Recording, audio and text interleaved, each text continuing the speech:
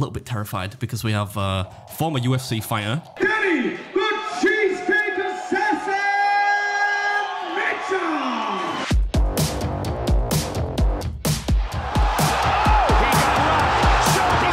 So yeah, tell us about your how you got started in fighting. I remember buying the video. I bought it from a car boot. I saw it like, oh yeah, fighting video. Yeah, I'll watch that. Like, how can this even exist? This is basically street fighting, just in an arena.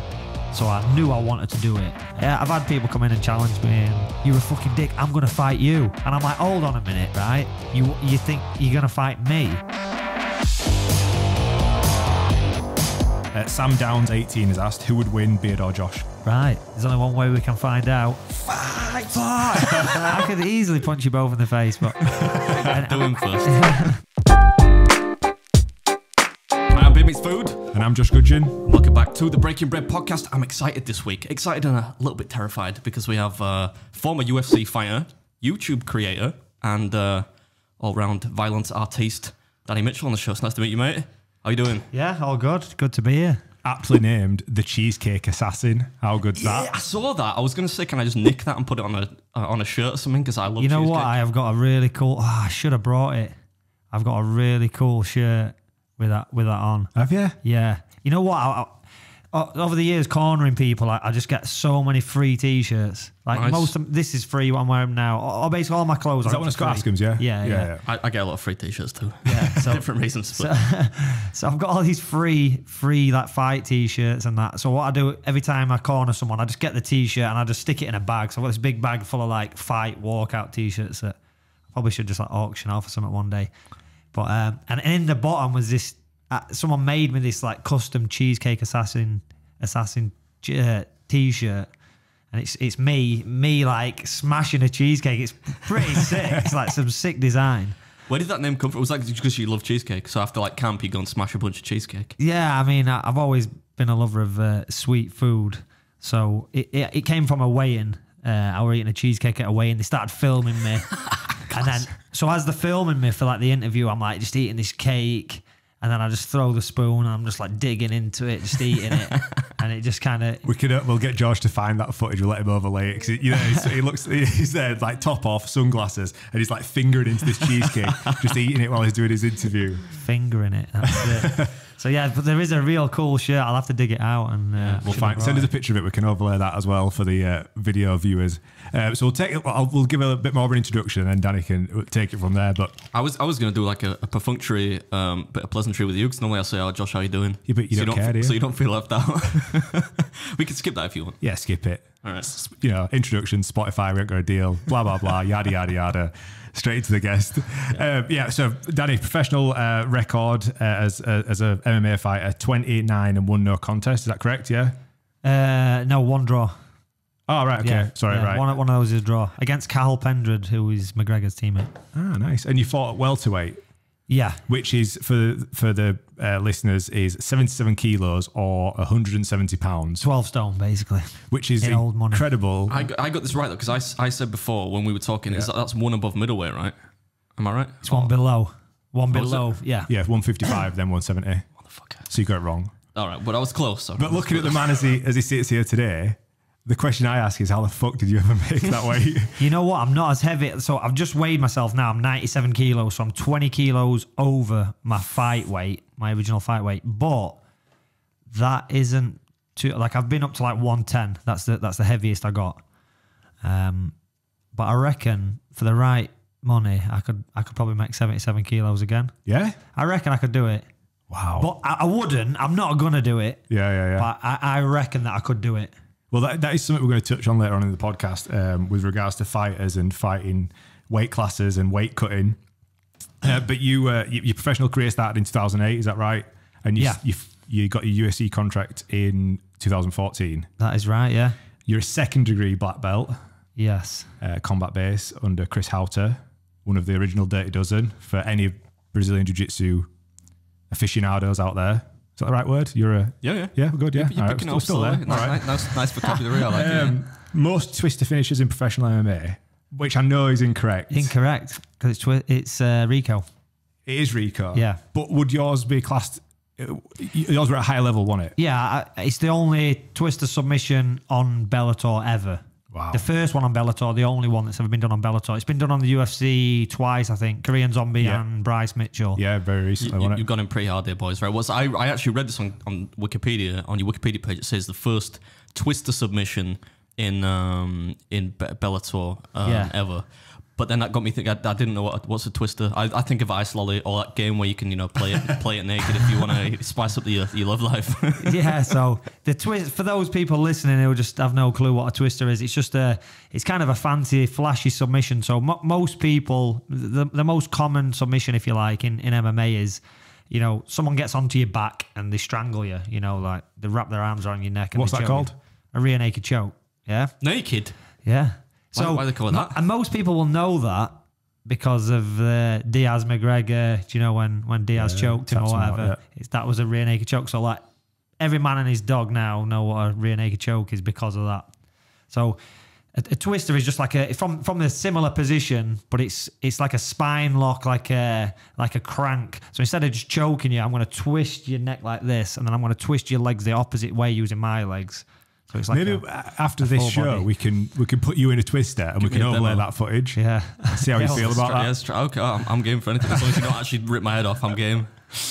Yeah, so it's a weird one to explain to people, but in MMA grappling circles, it's like not flashy, but it's just like an uncommon move that you don't see very often. Made popular by Eddie Bravo, Joe Rogan's best pal. So there you go. And am I right in thinking that would be like in a grappling match an illegal submission? It is in most competitions. In a lot of these like super fights they're doing now in grappling, which are really popular, then you can do anything really. It's basically your head goes one way and your legs go the other way and your spine just twists. I got that from the twister part. But it's legal in UFC though. I read that on Wikipedia. Yeah, so it's in professional fights you can do it, but in amateur competition it's completely banned. So and a lot of grappling competitions as well. So you don't see it that often. It looks cool though. But Bryce Mitchell is sick. Like he is the sickest guy. I love that guy. Is he your spirit animal? He is. I just want like Thug Nasty. Yeah. Proper like American, deep South American dude called Thug Nasty. Yeah. Just lives like on a farm. Hunts fucking deers and twisters people. He's a pretty cool guy. sick guy. Yeah. Owner of AVT then as well.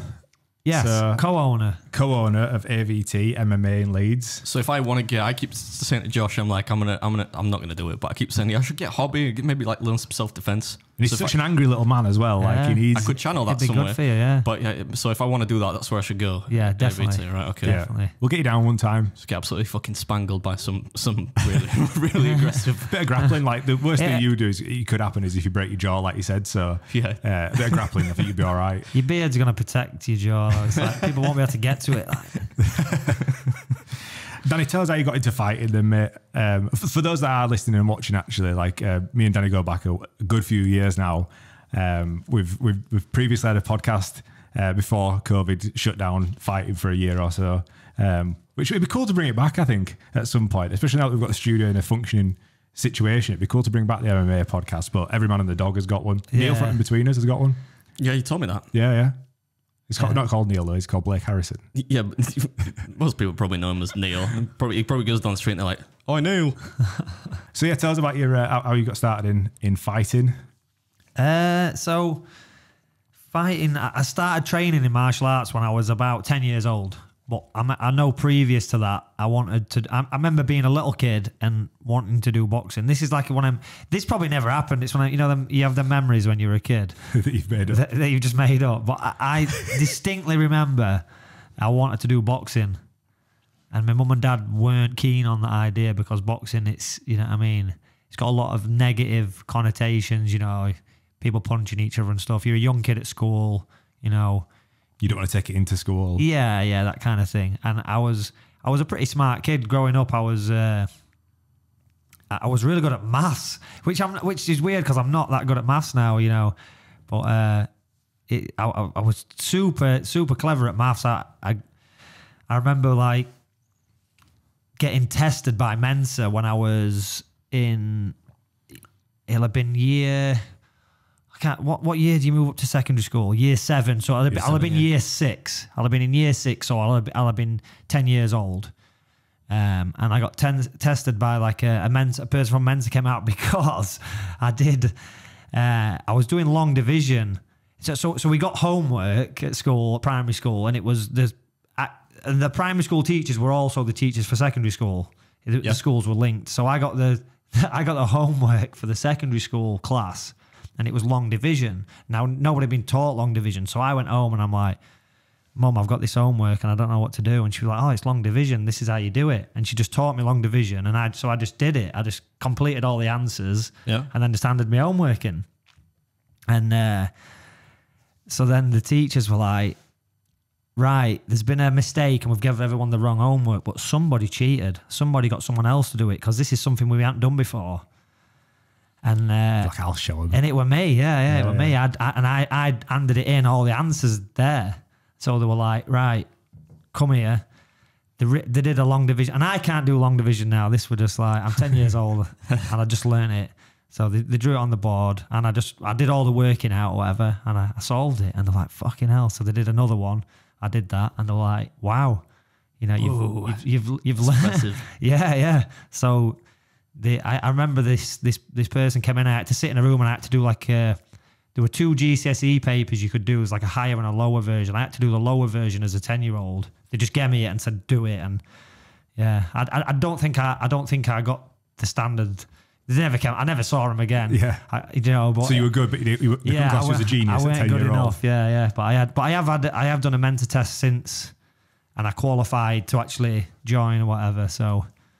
But, hell, man. But yeah, that would you said to me, didn't you? Like, so what's Danny like? Is he educated or what? And I was like, just you wait, son. You're making me sound like really conceited and like judgmental there. I meant like, you know, sometimes you see, fighters especially. Yeah, I suppose it could be a stereotype. Well, I think cognitively, I think if you get smacked in the head all the time, you would expect, sometimes they sound like punch drunk and stuff, don't they? Like we talked about that before. Absolutely, yeah. But yeah, no, that's well. I couldn't do long division now. Like I couldn't do it back then. Like I don't know it now or anything. But all I'm trying to frame is, as a kid, I was an intelligent kid. I was like top of the class for a lot of the classes and stuff like that. And I think so. I think my mum especially wanted me to like go to college, get a good job. I'm a smart kid. Like we don't want you doing fighting. I suppose most people think they're kind of mutually exclusive, don't they? They think like if you're smart, you can't. Either you're smart or you do sports, right? Yeah. So especially with boxing, I guess that's probably why. Because I wasn't a very sporty kid at school as well. I hated football. I remember, and this is mad that this were even allowed. This is Doncaster for you. So I remember at school. So we had like a day. It was like an afternoon where it's like you play football or you play tennis or you play hockey or you can play snooker, right? So you can go to the snooker club. So the snooker club in Thorn is a pub with loads of snooker tables.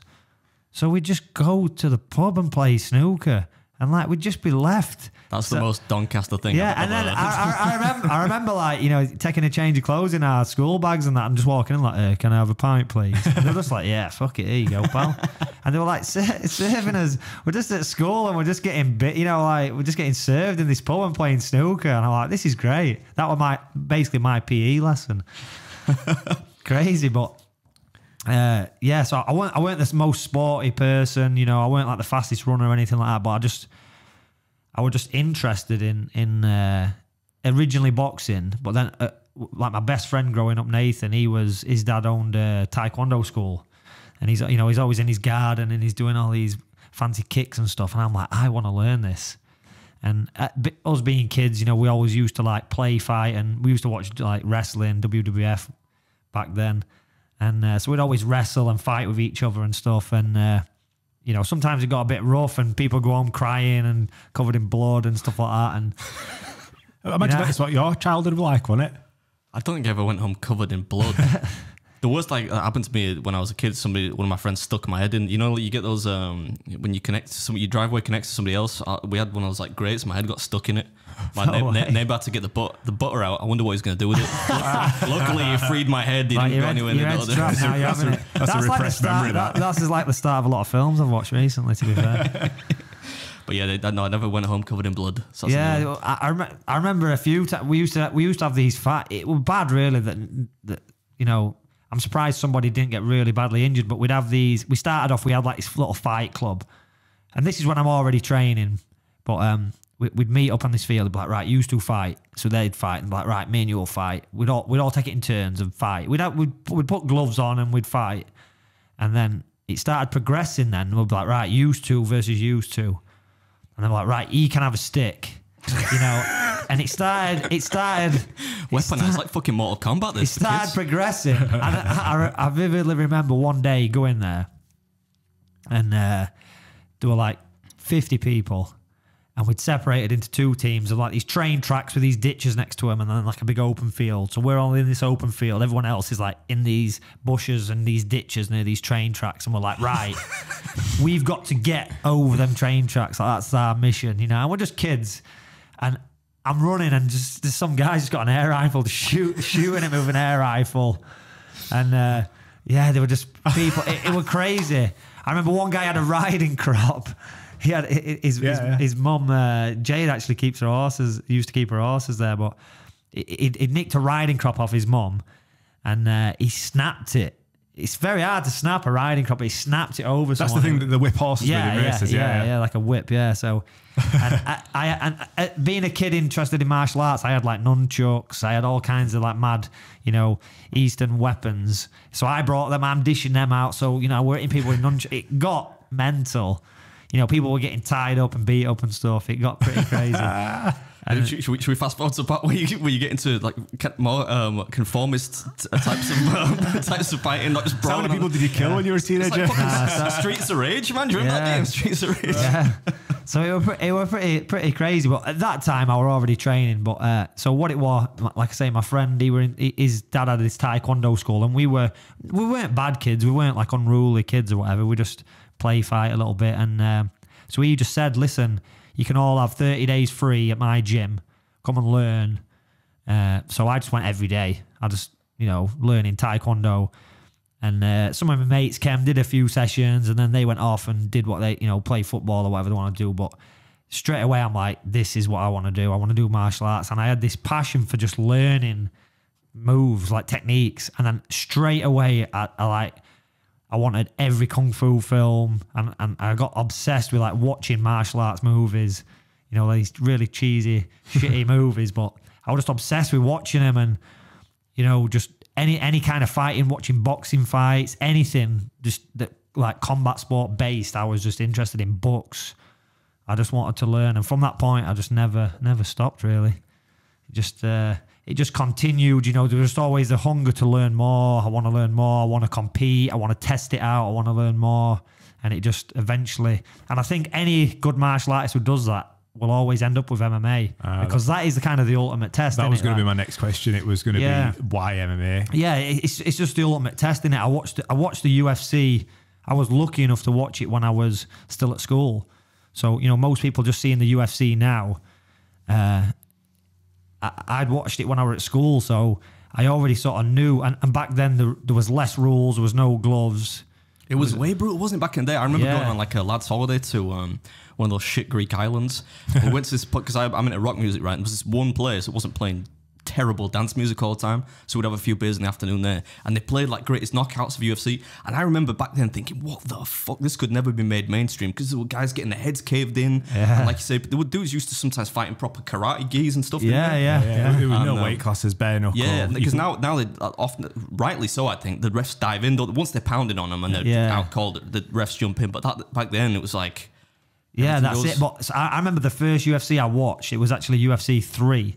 And it's the one where, because Royce Gracie, you know, that he was the guy that brought Brazilian Jiu-Jitsu to the forefront by winning UFC 1, winning UFC 2 when it was a tournament format, and basically proving to the world that Brazilian Jiu-Jitsu is one of, if not the best martial art, standalone martial art, you know, because you've got all these different, you know, you got wrestlers and, you know, boxers all fighting. As a standalone martial art, it was the best. It was the one that was winning. But I watched UFC 3 first, which Royce actually gets injured in his fight and doesn't compete in the final, and like some ninjutsu guy wins it.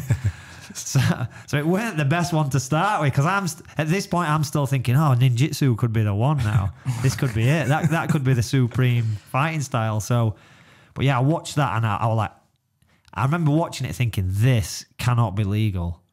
I remember buying the video. I bought it from a car boot. I saw it like, oh yeah, fighting video. Yeah, I'll watch that.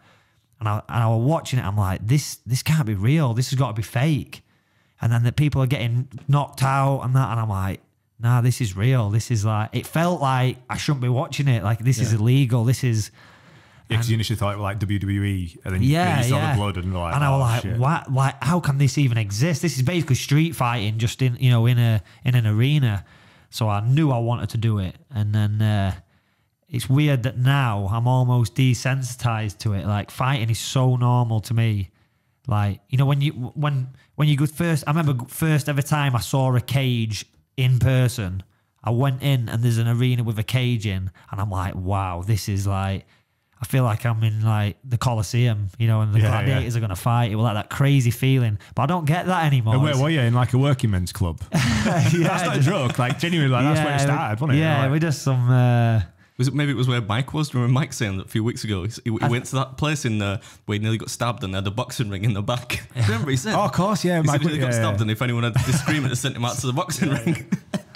Yeah, that's how it started, MMA. It was in sort of like your working men's club and stuff. Like, say, it's not mainstream, but that feeling, I just don't get that feeling anymore. It's seeing a cage and loads of fights. It's just so normal to me. So, in a weird way, I suppose it's like any other job in the sense of, like, you won't bat an eyelid at a camera now, you know, like, whereas a lot of people, if they got put in front of a camera, they're going to fall apart. They'll be completely overwhelmed. It's very similar to that, isn't it? Like, I remember the first time I went on stage for a proper, like an eating contest with like a massive crowd. I've been like, whoa.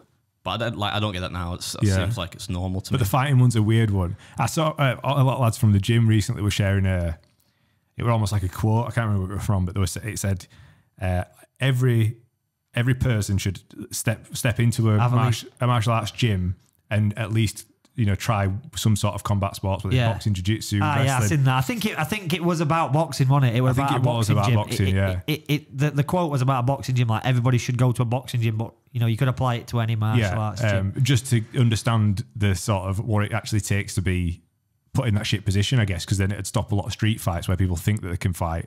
And when actually they can't, and it all ends in tears anyway. That's like, I'd love to do it. Like, I'm just scared of getting injured. I'm not gonna lie, I'm a total coward. But like, I keep thinking I wanna kind of give it a bash. Yeah. Just to learn some. Because I'm gonna ask one of the questions I'm gonna ask Danny later is a little bit about, you know, maybe techniques for people who, you know, that want to diffuse a fight maybe. Yeah.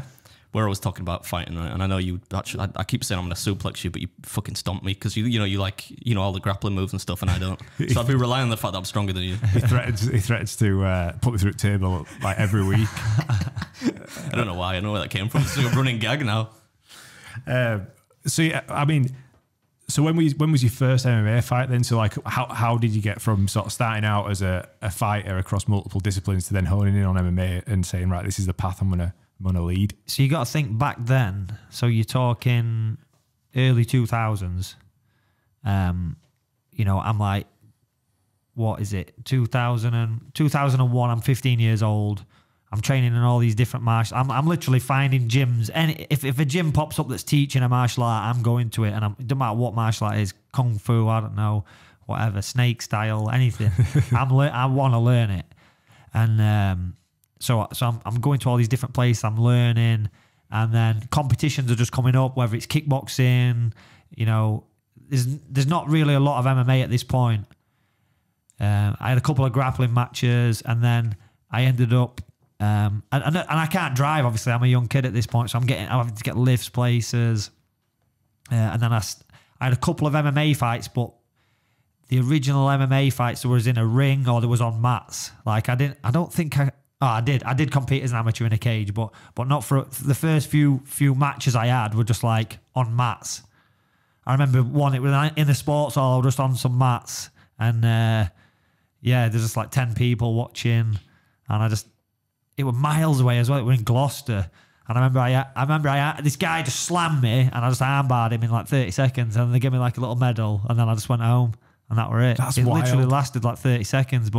And the rules were always, you know, sometimes it's like, you know, you can't punch to head, or, you know, you could punch to head, but you couldn't punch to the head when they was on the ground. Are these the amateur rules? And there were all kinds of variations of these like amateur rules back then. There were, you know, every sort of gym that put on a fight had their own version of the rules. Now it's like... I think it's probably worth saying, actually, that MMA is so in the public eye now. Like, it's almost people think it's been there forever. Yeah. You know, like football or cricket or, you know, Crown Green bowling.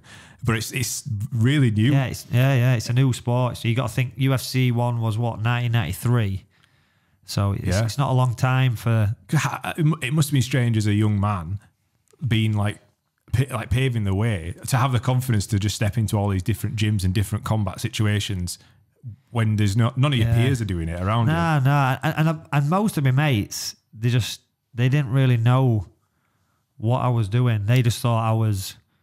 So I remember at school, people would literally call me Kung Fu Danny. They'd be like, oh, Kung Fu Danny. Because they thought I just did like... That's a cool nickname, yeah. They'd be like, oh, he does Kung Fu or whatever. And I'm just like, oh, yeah.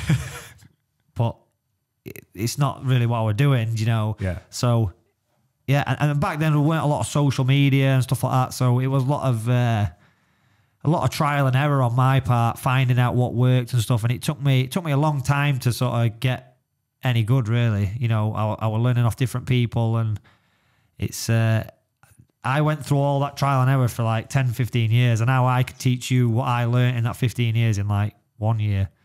You know, that's the difference now. It took me a long time, and now things have caught up, now things have evolved. MMA is almost a thing that I can teach, whereas before it weren't really a thing. It were like whatever you made up on the day. Yeah. You know, you've got everyone's training different things, what they think work, but nobody really knows if it works or not until you start doing it. So the more you started fighting, the more you realize, this position occurs a lot. We need to work on this. Yeah. So that's really interesting, isn't it? Because the evolution, even I know like how the sport's kind of evolved since I remember first seeing it. Yeah. And like back in the day, like Danny says, it was just different types, and it's now it seems to be now that everyone basically is just an MMA fighter, and there's no like one style that goes into a ring. Is there's somebody that strikes more and somebody that grapples more. Exactly. There's not. It used to be striker versus grappler, but now it's not so much that. Like even your top level strikers in MMA can all grapple really well as well. I suppose you got to, because like if you're on the ground, like you're getting choked the fuck out, aren't you? Like if you're watching Khabib and it's going to the ground, you're just like, what's the point? Like just overturn it off. Khabib's a good example. Like when he choked out McGregor, McGregor's a brown belt in jiu-jitsu. Yeah. But I think Khabib's still a white belt because he's a... It means nothing. It's the complete game of MMA. I mean, there's no belts in MMA or whatever. It just is what it is. It's the good thing about it, MMA and grappling, is above all other martial arts is that it's like battle tested. Like you're physically getting in there and competing with someone, so you know that the techniques, even if you never compete, if I show you things,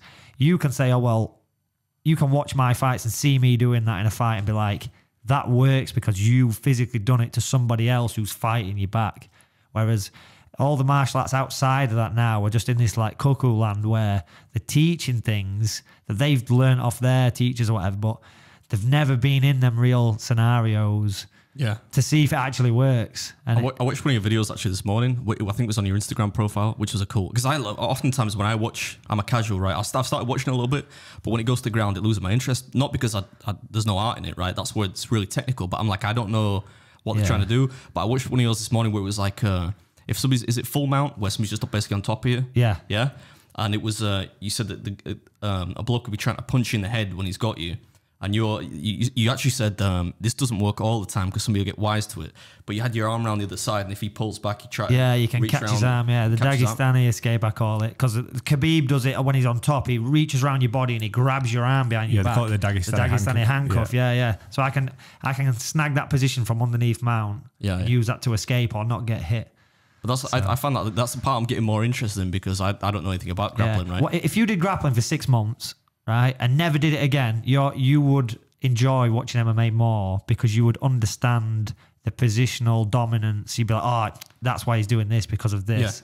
You know, it just makes it so much easier. So the more people get edge, I know there's still a lot of people who they like MMA, but they're like, oh, I like it when they just stand up. And it's like, well, you like kickboxing then, you don't like MMA. But the more you can educate yourself on grappling, I think everybody. I still think Brazilian Jiu-Jitsu is the #1 martial art. If you could only learn one, that is the one you would learn. I still think it's the most effective. Do you know what Jeff Thompson said was? You know who Jeff Thompson is? Yeah. So he got asked that question on one of Ben's podcasts, and he said boxing. Yeah.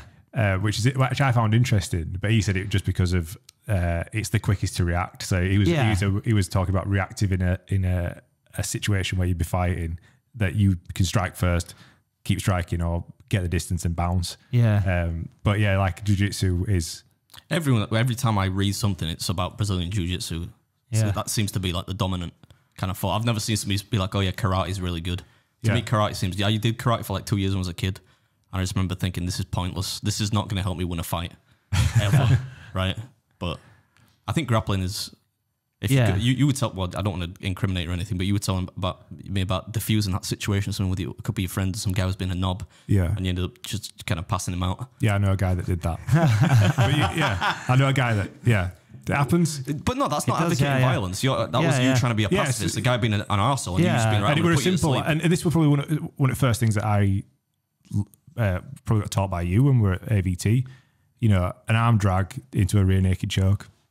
Oh yeah, totally. I do those all the time. It's literally, so you throw a punch. Yeah. I grab your punching arm, pull you into me. So then you've literally passed my body and I'm essentially on your back. At that point, if you've done no martial arts training, you're fucked. Yeah. Like it's lights out, because what do you do?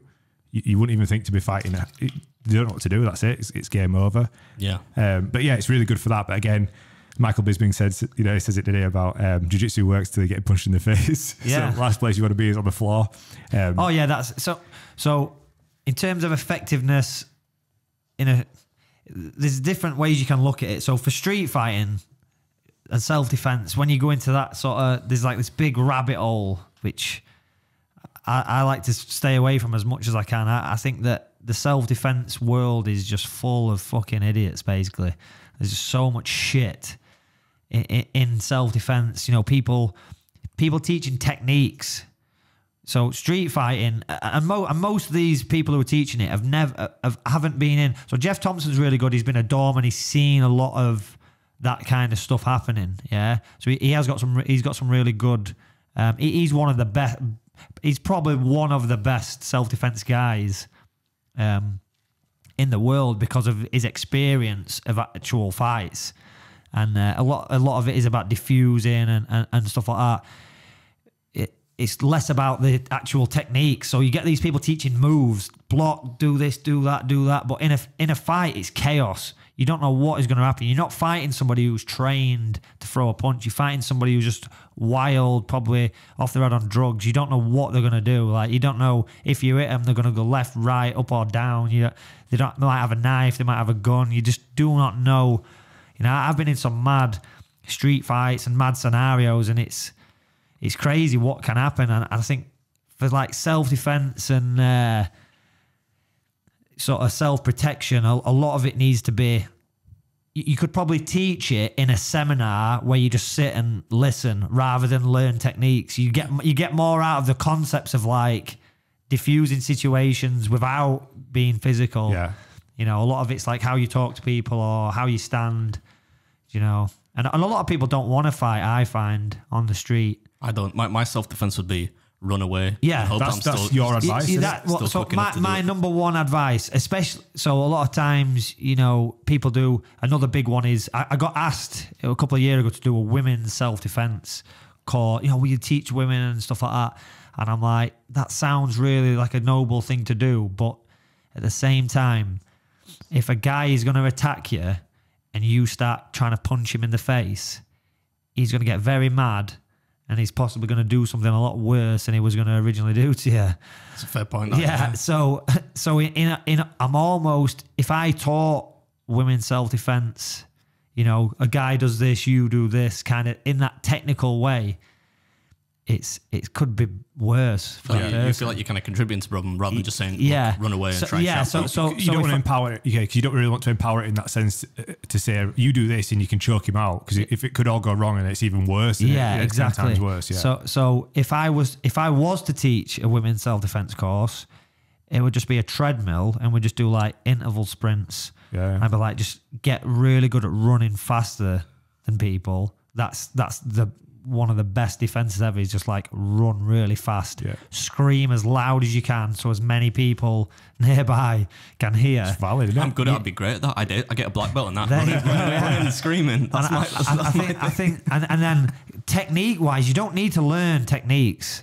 There's two places you can hit a man in a street fight that is gonna like incapacitate. Yeah, one is his balls, and the other is his eyes. Just stick, women have all these long nails. Just stick your fingers in his eyes. You can't see, then leg it. That's my nephew punched me in the nuts. I told you now. He's not even forward. Punched me in the nuts the other day. Incapacitated me for about 20 minutes. I thought I was going to throw up. He fully he's going to be. I'm going to send him down to your gym, man. He's always fighting people. He's just right hook me clean in the nuts. Oh man, this is a story for another day, isn't it? Though, about I suppose the benefits of martial arts in young people and teaching.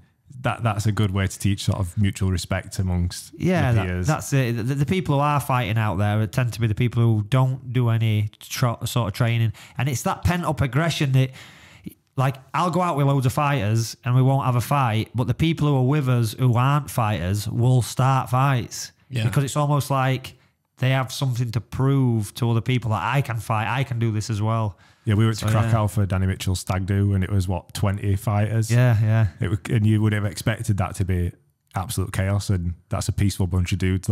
It's fascinating, really. Yeah, I reckon it is. Should we fast forward a little bit to how you got started in the UFC, then, or how the contract? Because I saw a little. I don't think it was on your channel, but I saw a video about you when you were talking about.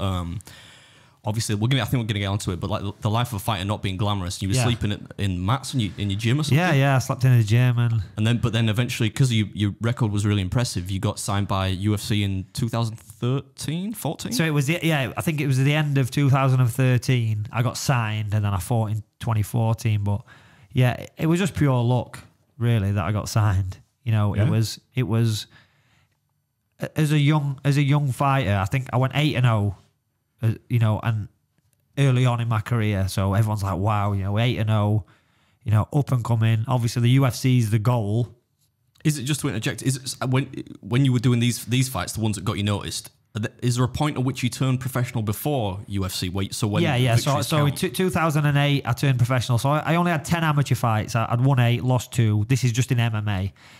So I'd won 8, lost 2. But there weren't many fights around at that point. Is that something you just sign up for and you say, look, I'll compete? Yeah. So we'll just, like I say, I'd have to go to some leisure centre in Gloucester, or I'd just go to, the big, small event, working men's club. There's a ring and you can have an MMA fight in it. That sort of deal. So I had 10 amateur fights, and then I decided, I want to start fighting professionally. And I didn't really have a coach per se. I was doing a lot of this myself off my own back. I had people who I went to for training, but I didn't have like one guy who was like guiding me through, and this is what you're going to do. I just said one day I want to fight pro. Yeah. And they were like, yeah, jump on. So, so I made my debut in 2008, and I had a good run. I won my first 8 fights. I won a 4-man tournament, so I had 2 fights in one night. That was really tough. That was like the most exhausted I've ever been, but both fights went the distance as well. So out of all my wins, out of 20 professional wins, only 2 I finished every single fight inside the distance apart from 2, and those 2 fights were on the same day. So yeah, that were a long night. That were a long night.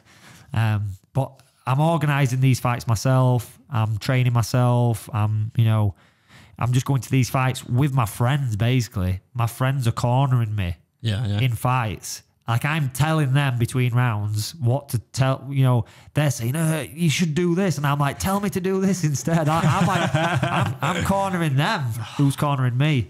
So it was a bit crazy. I could have done it a lot better. I could have, in hindsight, gone to America or gone to a gym and said, right, train me. But it just didn't work out like that. And I'm sort of proud that I got so far just organising my own stuff. So. And then how did the UFC thing come around? And was that like, you said in that video I saw you were like, I just got this offer one day when you were sleeping in the mats in your gym, so that must have felt good. Yeah, so like I say, early on in my career, the UFC is a goal. I'm 8-0, and then I took a few dangerous fights, which other people didn't want these fights. Like, who's going to fight this guy? He's unbeaten. And I'm like, I'll do it. Yeah. And they're like, oh, wow, Guess who he got an offer to fight that it never came to fruition? Khabib. So good job you dodged that. Yeah. Maybe you didn't I knock could him have. out. That's it. I could have been the guy back then. But yeah, I saved that screenshot when I got offered Khabib. Yeah. So I think I ended up fighting on Bama. It conflicted with that fight when I did a flying triangle on Dean Singer. Yeah. So I did that. Would you have done it then? Oh yeah, I would have fought him. Yeah. Yeah. No problem. Back then, like I was fighting anybody. So when I was 8-0. And I fought another guy, I think he was like 7-0 or 8-0 as well. And they were like, oh, these two young lads, who's going to be the next up and comer sort of thing. And I'm like, yeah, I'll fight him. I ended up losing that fight. And everyone's like, oh, it felt good for me because it were a tough fight. I enjoyed it. I lost, which is a downer, but it sort of took the pressure off me because I'm not unbeaten anymore. So people just sort of like, oh yeah, fuck Danny. Look at this guy. And then I remember John Kavanagh, McGregor's coach, was on the Cage Warriors forum, which was like the big MMA forum back in the day, and he's like, no one wants to fight Gunnar, who'll fight him? So I'm like, I'll do it. I'll interject there. So you watched the UFC London recently. Gunnar Nelson, the Icelandic fighter who got on the dude's back for 3 rounds and were just punching him. He got body triangle on. Did you see him? Yeah. That's the dude. So he's still going now. He's Gunnar, isn't he? Yeah. So that's who he fought. Yeah. Yeah. So he was a unit as well, that dude. Yeah. So Gunnar was unbeaten at the time. He's like this phenom, fighting out of Iceland. So yeah. So I ended up fighting him. I lost to him. And how did you lose? Was he got on my back and he choked me. Oh, which is like his game. That's his game. He's getting on people's backs. Gunnar's posture, just quickly on Gunnar, like you might have seen him come out, he's got like a karate stance, but like he's got this weird posture. Like he's like an ape. Yeah, he's like an ape. His hips like stick out, his ass sticks out, and he's like upright. Yeah. And that must be where he generates all his power from as a he's got grappler. very, very powerful hips. I once seen a photo of him. Someone posted just a random photo, like, guess which fighter this is? And I straight away said it's Gunnar. Him as like a baby. He's got a nappy on and he's got this arch in his back and this weird like posture with his upper body. So he looks like an ape. Like that's that kind of... When you see a gorilla walking, that's what it looks like. Pretty cool. Sorry, mate, carry on. Yeah. So I'm 8-2. I've lost 2 on trot, and then it sort of almost derails the UFC train. Then you've lost 2 fights. It's like yeah. So then I'm just fighting anyone, anywhere. I've got injuries popping up. I'm just having random fights in different places. I'm just doing whatever. I'm not thinking about the UFC anymore. I'm almost thinking that ship sailed now. It's just a case of let's travel the world and fight, and that's what I was doing. I'd fought in America before I'd fought in the UFC. Yeah. So I'd already been to America and fought. And then I fought in Sweden on short notice. I was actually preparing for a fight and the fight didn't happen for some reason. I can't remember why.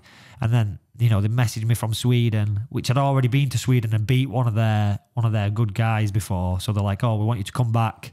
It's in a week. Can you do it? And I'm like, yeah. So the opponent was an ex-UFC fighter. So he just got cut from the UFC, and this was like his first fight back in his hometown in Sweden. This was in Gothenburg. So I'm like, yeah, sweet. So I rocked up there. I took Tom Crosby as my corner man. He's just my student. At the time he'd had 1 fight, and I'm like, you can corner me. And he's like, all right, yeah, sweet. So we get there, and we was in the changing room with Jens Pulver, who was like a legend in the UFC. I think he was a lightweight champion of the UFC, like the old lightweight title. So he's in our changing room. He's got his brother and his manager in there. So, we're talking and stuff and, having a laugh and a joke. And then, so he was main event, I was co-main. So we made a joke about wrapping hands because, I've got Tom with me. He didn't know how to wrap hands. And, we've just got these bandages and that. And then Jens's brother Abel says, do you want me to wrap your hands for you? And I says, don't worry about it. I said I won't even punch him. I'll just go choke him and then I'll be back. And then everybody laughed. And then I went out, fought him, choked him, and just came back. And they were like, no way, you said you were going to do that. That's class. So it was just like a funny story. And I've told that a lot of times. It were really... it was just a surreal moment, just to go out there and do that. But again, I'm not thinking about anything else. This was like on his home turf. Yeah. That must have been a buzz though. A lot of my fights were like that, to be fair. Like a lot of the fights, the big fights that I've had have been away. A lot of the big wins. So I'd done that, and then the plan in my head was to fight again on that show in Sweden. There was another guy, Bill Keeden he's called. He was like the champion at my weight, and I was like, let's have a super fight with him. He'd previously fought I think he'd fought in the UFC, he'd fought in Japan. So I'm like, I want to fight that guy. We'll fight for a title, you know what I mean? So in my head, I'm thinking, this place in Sweden is my UFC. This is my end game. Like, I'll be the champion here. And, you know, it was a big show, huge show. So that was the plan. But then when I got home, the manager that was in the same room, I didn't realize who he was. So a guy called Monty Cox. So he's the manager of like... Do you like that name, do you? Couldn't help it. Monty Cox. Big Cox, they call him. So... they don't call you that, do they? They don't call me that. So he's actually the manager of Robbie Lawler, you know, all these, Matt Hughes, who used to be welterweight champion, Jeremy Horn, all these guys from the Milicic camp. He was their manager, so he had, you know, loads of connections and stuff. And he just emailed me a UFC contract, like, congratulations, you're a UFC fighter. I was like, sick.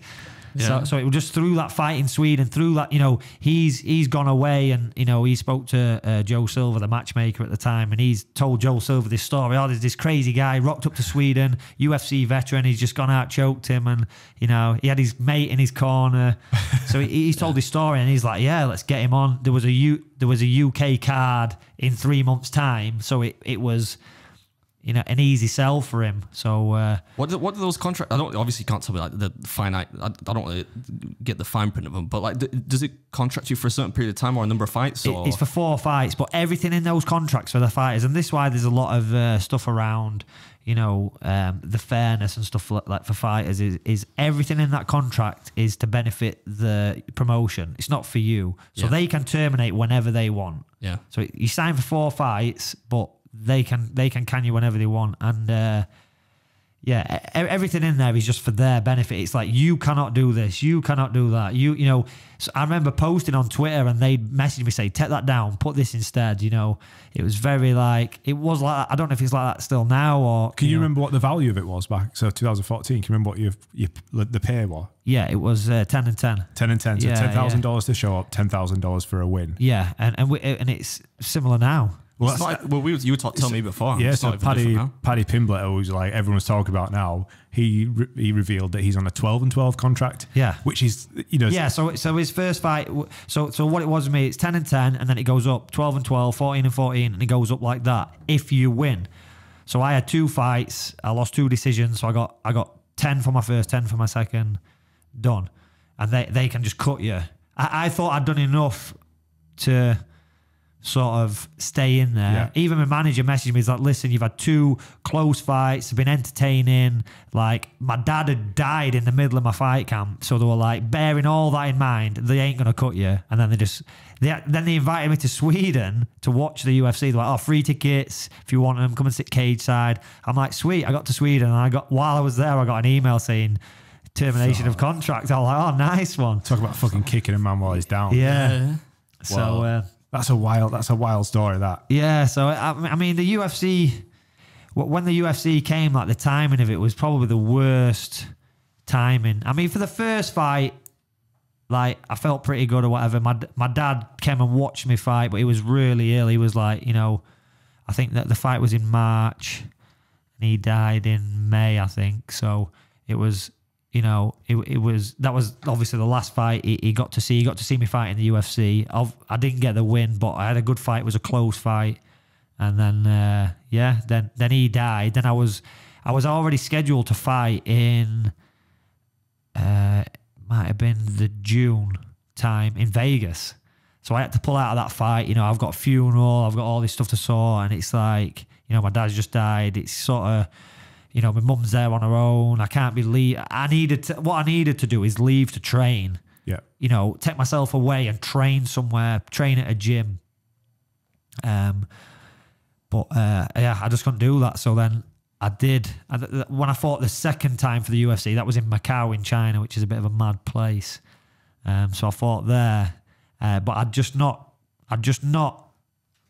taken myself away and concentrated on myself for training. I basically just trained with my mates, did a few sessions, and just got in there, and I just weren't fully prepared and ready to fight. That's in hindsight what I should have done. He said, no, listen, give me a few months to like get everything in order, get myself into a routine, maybe even go somewhere like go to Greg Jackson's camp or something like that, where I'm just going to be a fighter and not a coach. Yeah. Where someone else is going to coach me and tell me what to do. Maybe I should have done that, but I just tried to blag it and do my own thing, and it didn't quite work out. So yeah, do you sort of regret not sort of like pausing it a little bit after everything that had gone on? Did you feel under pressure from the UFC to make these fights? Yeah, That's what, I thought if I don't, so they emailed. I cancelled that first fight, and then they emailed me, said, right, in 3 months' time or whatever, there's this fight, and I sort of thought they've sent this offer. Like, I can't really decline it now. Like, how many times can I do that? I didn't want to piss them off, so I thought, yeah, I'll just do it. I'll be all right. And I was all right. I wasn't like, when my dad died, I didn't really have any. I weren't like distraught where it like just ruined my life and I didn't leave my house. My life continued as normal, but it just weren't the ideal scenario, if you know what I mean. It just weren't. It just weren't. I like a lot of it were down to like my family. I didn't want to leave. I didn't just want to fuck off and leave my family, and I had to just get through it, just do my own thing. I just did my own training, again, with my own students. I'm just turning up, we're just doing bits of training. I'm like, right, Josh, you hold these pads for me, And I had people help me. I had Craig Burke and Kam Atakoru. They helped me. I did some sessions with them. They cornered me and everything. And I'm really, really grateful for like the help that they gave me for those 2 fights and, coming with me to China and stuff like that. But I mean, I don't regret any of it. I chose to do what I did, and that's it. So you got cut from the UFC. Is that when you went to Bellator? Is that when you got signed for Bellator? So I never got signed to Bellator. I just did a 1 fight. It was just a 1 fight deal. It's like, do you want to fight in Bellator? They're in the UK. I'm like, yeah, fuck it. And then I just happened to twist to the guy. And then Bellator just never really promoted it after that. It just sort of like went. And it's only recently I've featured on some of their highlight reels where they're like, oh, sickest finishes in Bellator history, and I've been on there. But after it happened, it sort of got overshadowed because that's the same event where MVP kneed Cyborg in the head, and he had his head caved in, and there was all these... Cyborg? That is actually a character from Mortal Kombat, isn't it? Is that a guy's nickname or something? Yeah. Evangelista Santos is called. So his head caved in from a knee. So the next day, nobody gave a fuck about this twister. All they were doing was sharing x-rays of this guy's head just caved in. Like, is he all right? Is he alive? He's all right, apparently, yeah. His brain's just fucking scrambled egg. Yeah. But apart from that, he's all right. Yeah, so mad times. I was going to ask you a question. I don't want to get like too deeper in it, but I've got like kind of a burning question because you're the first like athlete really we've had on, right? And I like to make analogs. Obviously, I'm not the sportsman, right? Yeah. Competitive is not a sport, it's a freak show. But for the people that watch, at the elite level, it kind of is like, well, it is like people train really hard for it, basically. Yeah. So what I'm interested in is you obviously sharing your story there about, things that have gone wrong and stuff like that. Do you reckon do you ever, I know you say you don't have any regrets, but do you look back and think, if I had done X, Y, or Z, I would have been better? Do you think it's a question of like you putting effort in, or do you think the reason, say, like you get household names like Khabib or Paddy or McGregor or whatever, do you think they try harder than everyone else, or they're born with something which makes them, in your opinion, they're kind of always going to be that good? Like, do you think there's anything you could have done to be like a Conor McGregor, or, bad example, I don't like the guy, but a Khabib or whatever? Yeah. Like a household name or whatever. Yeah, I think that it's mad. A lot of it is just like lucky breaks, a lot of it, but you just got to keep... There's people just grinding all the time, and there's a lot of people who I've seen in the gym who I thought these could be the next big thing. They've got everything, and they just don't. They just disappear. Yeah. So I think it's a lot about just staying in the game, and So in my career, I think I did put the effort in. I think maybe I could have just gone down a different path in terms of, like, I chose to be a coach. I ended up just coaching people. I enjoy coaching people, and I think you have to choose, are you going to be a coach or a fighter? Yeah. And I think that I try to be both. And like anything, it's very hard to do two things and be very good at both of them. Yeah, no, you've got to sort of. So if anything, you know what I should have done is just being a fighter. Yeah. And maybe I would have had more success. Who knows? And I think that at the time as well when I was fighting, it's crazy now. I look at how social media is now and stuff like that, and I'm like, wow, if social media was like it is now when I was back when I was 8-0, like I'd be way more popular. You know, it'd be crazy because, you know, it'd be more people who would know about what I was doing. Yeah. But at the time when I was 8-0, only the MMA community really knew. It weren't known to like the wider audience. I suppose like it's a fair time to sort of bring that up. I know we've spoke about it before on previous podcasts and in person, but like how much has the game changed and how important is it nowadays if upcoming fighters are listening to this? Like how important is the social media presence? Because, you know, we've just said there that Paddy's got a $12,000 show, $12,000 win check basically from the UFC, but he got $1 million contract from Barstool Sports as an influencer basically, as a content creator. Like how important is that as a fighter now? Yeah, I mean, it's super important, and people get caught up in this sort of thing on socials where they're like, it's not fair. Like this guy, why does this guy deserve this fight? It happens a lot with like these. So you had the Geordie Shore guy, Aaron Chalmers, you know, fighting on Bellator. You know, you're getting these people, or you're getting these like freak show fights. Did you tell Danny that I've been invited to do that boxing thing? No. This is just to interject real quick. Yeah. This is I got it. What's the name of the Is thing? it called Boxstar? Yeah. So that's what they're and doing. I'm thinking, what the? Come on, man. So James English fought on there, didn't he? That's Jake Quicken did as well. Yeah, Jake did. Yeah. You know who's fighting on? I've just seen the card, like the full card of events. Do you know who's on it? Patrice Evra. Fullback, Man United fullback. God knows why he needs the money, right? But I'm thinking, what the fuck are you asking me for? I'm not a fighter. Like, sure, it must be the case that, like, so people like, so imagine somebody who's, say, a young version of you now, right? They must be thinking, what the fuck is, and it's boxing, right? Yeah. But it's the same thing. Yeah. They must be thinking, why, the poor, like, journeymen who are putting, you know, days effort in, they ask some idiot like me to come and box in front of thousands of people. Like, what the Yeah, but it's not even journeymen. It's like up and coming fighters, right? So you imagine like a 3-0 fighter or a 4-0 fighter. How much are they going to make on a fight? 500 quid? Yeah, not a lot, yeah. Like that's literally how much they get paid to turn up to do a show because there's no money at low level. Am I right in saying that? Yeah. Yeah, that's it. So it's all. I think what you were getting at the first place. It's all you've got to play the social media game in order to be. Yeah. You're not just be good at fighting, I guess, is what you're trying to say. Exactly, yeah. And you can't, I see a lot of people complaining, it pisses me off. It's like, you can't sit there and people moan, oh, you know, I do all this training and I'm really good, but this guy's getting this opportunity. And it's like, you have to work on those other areas as well. You have to put yourself out there.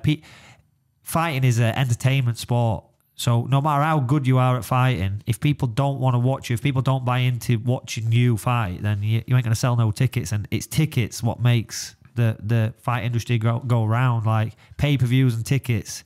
If you can sell 100 tickets plus, I can get you any fight that you want because you are putting money in the promoter's pocket. So it's in his interest then to look after you and get you fights.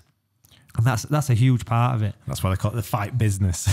Exactly, well, that's kind of one thing that puts me off a bit though, is like, especially these days, you know, it's a bad example. I don't want to keep coming back to Conor McGregor, but you know, he did that thing with Mayweather.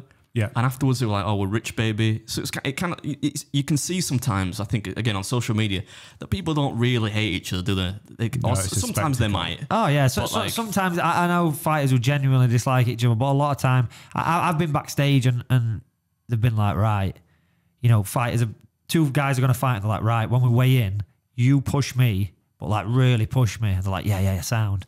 You know, and everyone jumps in and kicks. Everyone's like, whoa. And it just creates that hype. But it's not always what you think. But, you know, sometimes it is. Sometimes it is legit and people hate each other. I guess you must have. But I'd say, nah, not really. It's different. It's very easy to punch someone in the face, even if you like them, I think. Fucking hell. Do you like me? Yeah. Look who's smiling at you. I could easily punch you both in the face, but... Do him first. No, I don't know. When that's what you do day in, day out, it's not I don't think it's hard to fight. You know, when you're punching someone, I'm not thinking, oh, this guy's my friend. It's just a sport. It's just like playing football, I guess, against somebody. It's just you're just trying to beat him in a competitive match. It just happens to be that to win that match, you've got to punch him in the face. That's what I suppose you've got to be as a professional fighter, though. Is you've got to separate the emotion from the actual. I suppose art of it. What's probably what makes you a good fighter, right? If you can be like cold and you're not going to get, because I don't want to come back to comedy fights, but I saw a little bit that Eddie Hall and and you could see it like the Thor. He'd done a few boxing matches, right? And he worked on a bit of training, so he was just keeping him at distance.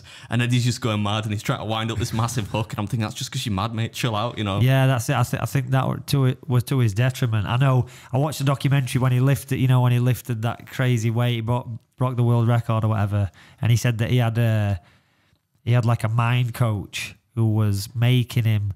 It was something really bad what he put in his head. He's like, I need to get like when people lift cars off like kids and stuff like that. He's like, I need to be in that frame of mind. He says, so to tap into that, I think he had to believe that the referee was like doing some bad shit to one of his kids or something. That's what he taught himself to believe, so that he could use that rage, energy. To give himself that little bit extra to lift what he did. So I think that because that had worked for him for that, he'd maybe tried to transfer that to Thor, which doesn't. Fighting it, if you fight with emotion, it can go wrong. You make a lot of mistakes.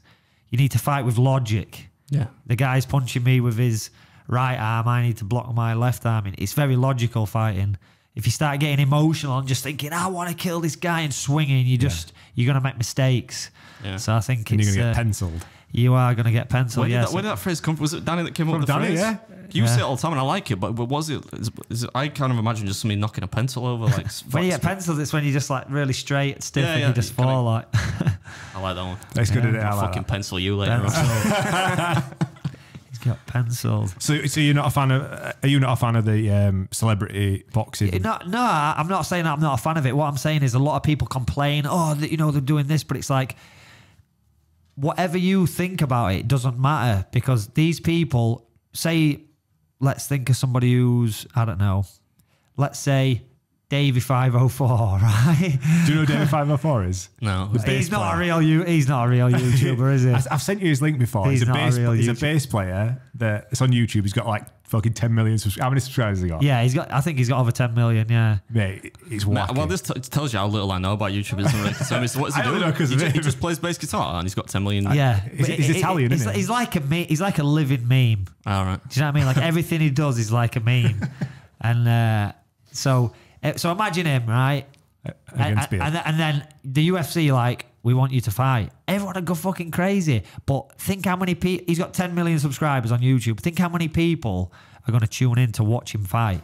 Millions of people all over the world are going to watch him fight, because he's done the work, but he's not done it in fighting. Yeah. But he's done the work elsewhere. I suppose that's why UFC very rarely get... Well, I don't think I've got it. In fact, Dana White was doing an interview. Somebody asked him about Jake Paul. He said, no, I wouldn't touch him with a barge pole. And that's probably because if he did that, that might make him look a bit... Another promotion might get involved with it, but like UFC is like supposed to be the best of the best. Yeah. So it tends to be Bellator who get in like like your Kimbo Slices and your people like your more freak show fights. I mean, Pride back in the day in Japan used to do all the biggest freak show fights, getting like mad sumo wrestlers, or they just get the tallest. Who's the tallest athlete in the world? What's he called? Hong Man Choi. They got him in and just got someone to fight him. Just ran. Let's get the heaviest guy. Let's get whoever. So there's a lot of that happening now. But all these people who are fighting, number one, they're putting their life on the line. I mean, you don't know what can happen. They could get hit and they could die. Yeah. So, especially people that don't know how to fight. Exactly, yeah. But these have built up, even though, you train all your life, you're a fighter, and you're pissed off because these people are getting these opportunities. They've still done the work, not in fighting, but they have done the work somehow. They've built up, they've got all this following, and it's like, fair play to them if they want to cash in on that following, and it does, in a roundabout way, it does bring more the more people watch the sport, so say there's somebody off Geordie Shore fighting, you're going to get people who don't normally watch MMA or boxing or whatever watching that event to see that. They'll see other fighters, and all them pay-per-views, all them clicks, that money is going to get shared among all those people. So the more of these freak show fights happen, even though, a lot of it's shit and we don't want to see it, it is bringing eyes and money into the sport, and that does filter down to everyone. So it's one of them, like, people need to just stop complaining about it and just... It's quite refreshing. I didn't expect you to say that. I thought you were going to be... Because I hate... I don't even follow the sport, really, and I hate seeing them. Yeah. So. Like, if you're a purist, like, these guys aren't real fighters and that, it's like, yeah, but it's not about that. It's like WWE. Like, people still pay to watch that. Fucking hell, they get paid more doing WWE than they do doing fucking in the UFC. Yeah. And it's fake. It's not real, but they're still athletes. They're still... they're still putting it on the line there. They're training super hard, It's like, and all these people who, like, it's like these people on this Box Star or whatever, they all train really hard for that. They want to win a fight, They might not be very good. The skill level might be low, but they've got loads of people, they've got a big following, and they train really hard, and they're going to fight. So I think I'd, like, if I had done it, I'd have been committed. I'd have trained properly for it, because I'm dedicated in, physical disciplines. I'd just probably still get chinned, Yeah, you want to win. Yeah, what do you mean? Yeah, no, I wouldn't get. You're supposed to know. I mean, you're not going to get chinned. You got to think about it. It goes back to what you said there. Like, you literally put your life on the line. It's not I'm putting my jaw on the line, or my nose on the line. It's like I'm literally putting my life on the line. I can't fathom why these influential people that have built up a career outside of fighting are then going, tell you what, I'm going to start fighting, because if they're earning money elsewhere, like, fighters fight because they enjoy fighting, but they also want to get the Conor McGregor payday. Yeah. If you've got the money, why would you put your health at risk to such an extent? Which leads on to, like, the health implications of fighting. So I wanted to talk about sort of brain trauma and things that's in fighting, that's in boxing. So let's talk initially about your career, because that's pretty much the start of the ending. It really, like, it derailed you, and it wasn't from fighting. Yeah. So do you want to tell us a bit about that?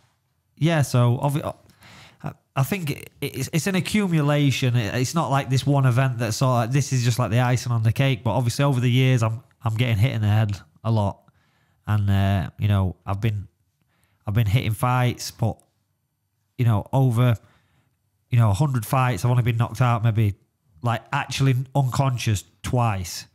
So, but I've been hit in the head, and in sparring as well, I've been hit so many times. So I think that's what it is. It's that accumulation in sparring and training.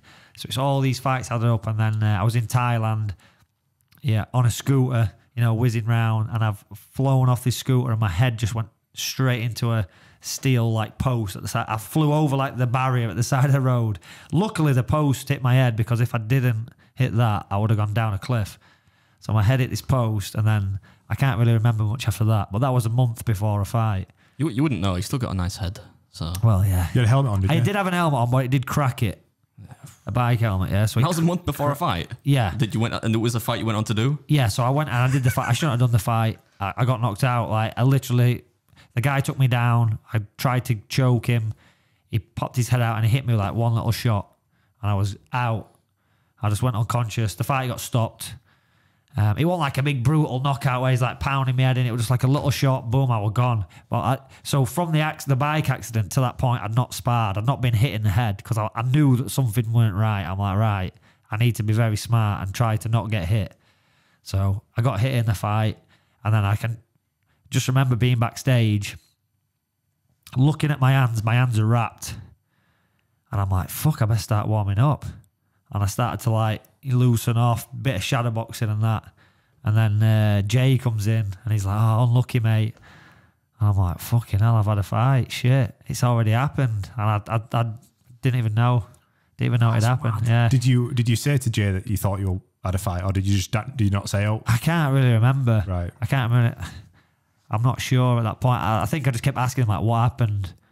Like, and, he kept going over it. And now I can't remember what happened from my own memory, but I've watched it, and then people have spoke to me, and I understand now what happened. But yeah, it was just a bit of a weird, but that feeling lasted for ages. But I'd been knocked out previously to that. So the fight before the Thailand accident or whatever, I fought like Jake Boswick, and he's just a big, heavy puncher. and he hit me with an overhand right. It's probably the hardest I've ever been hit, and he hit me. It would have knocked an horse out, you know.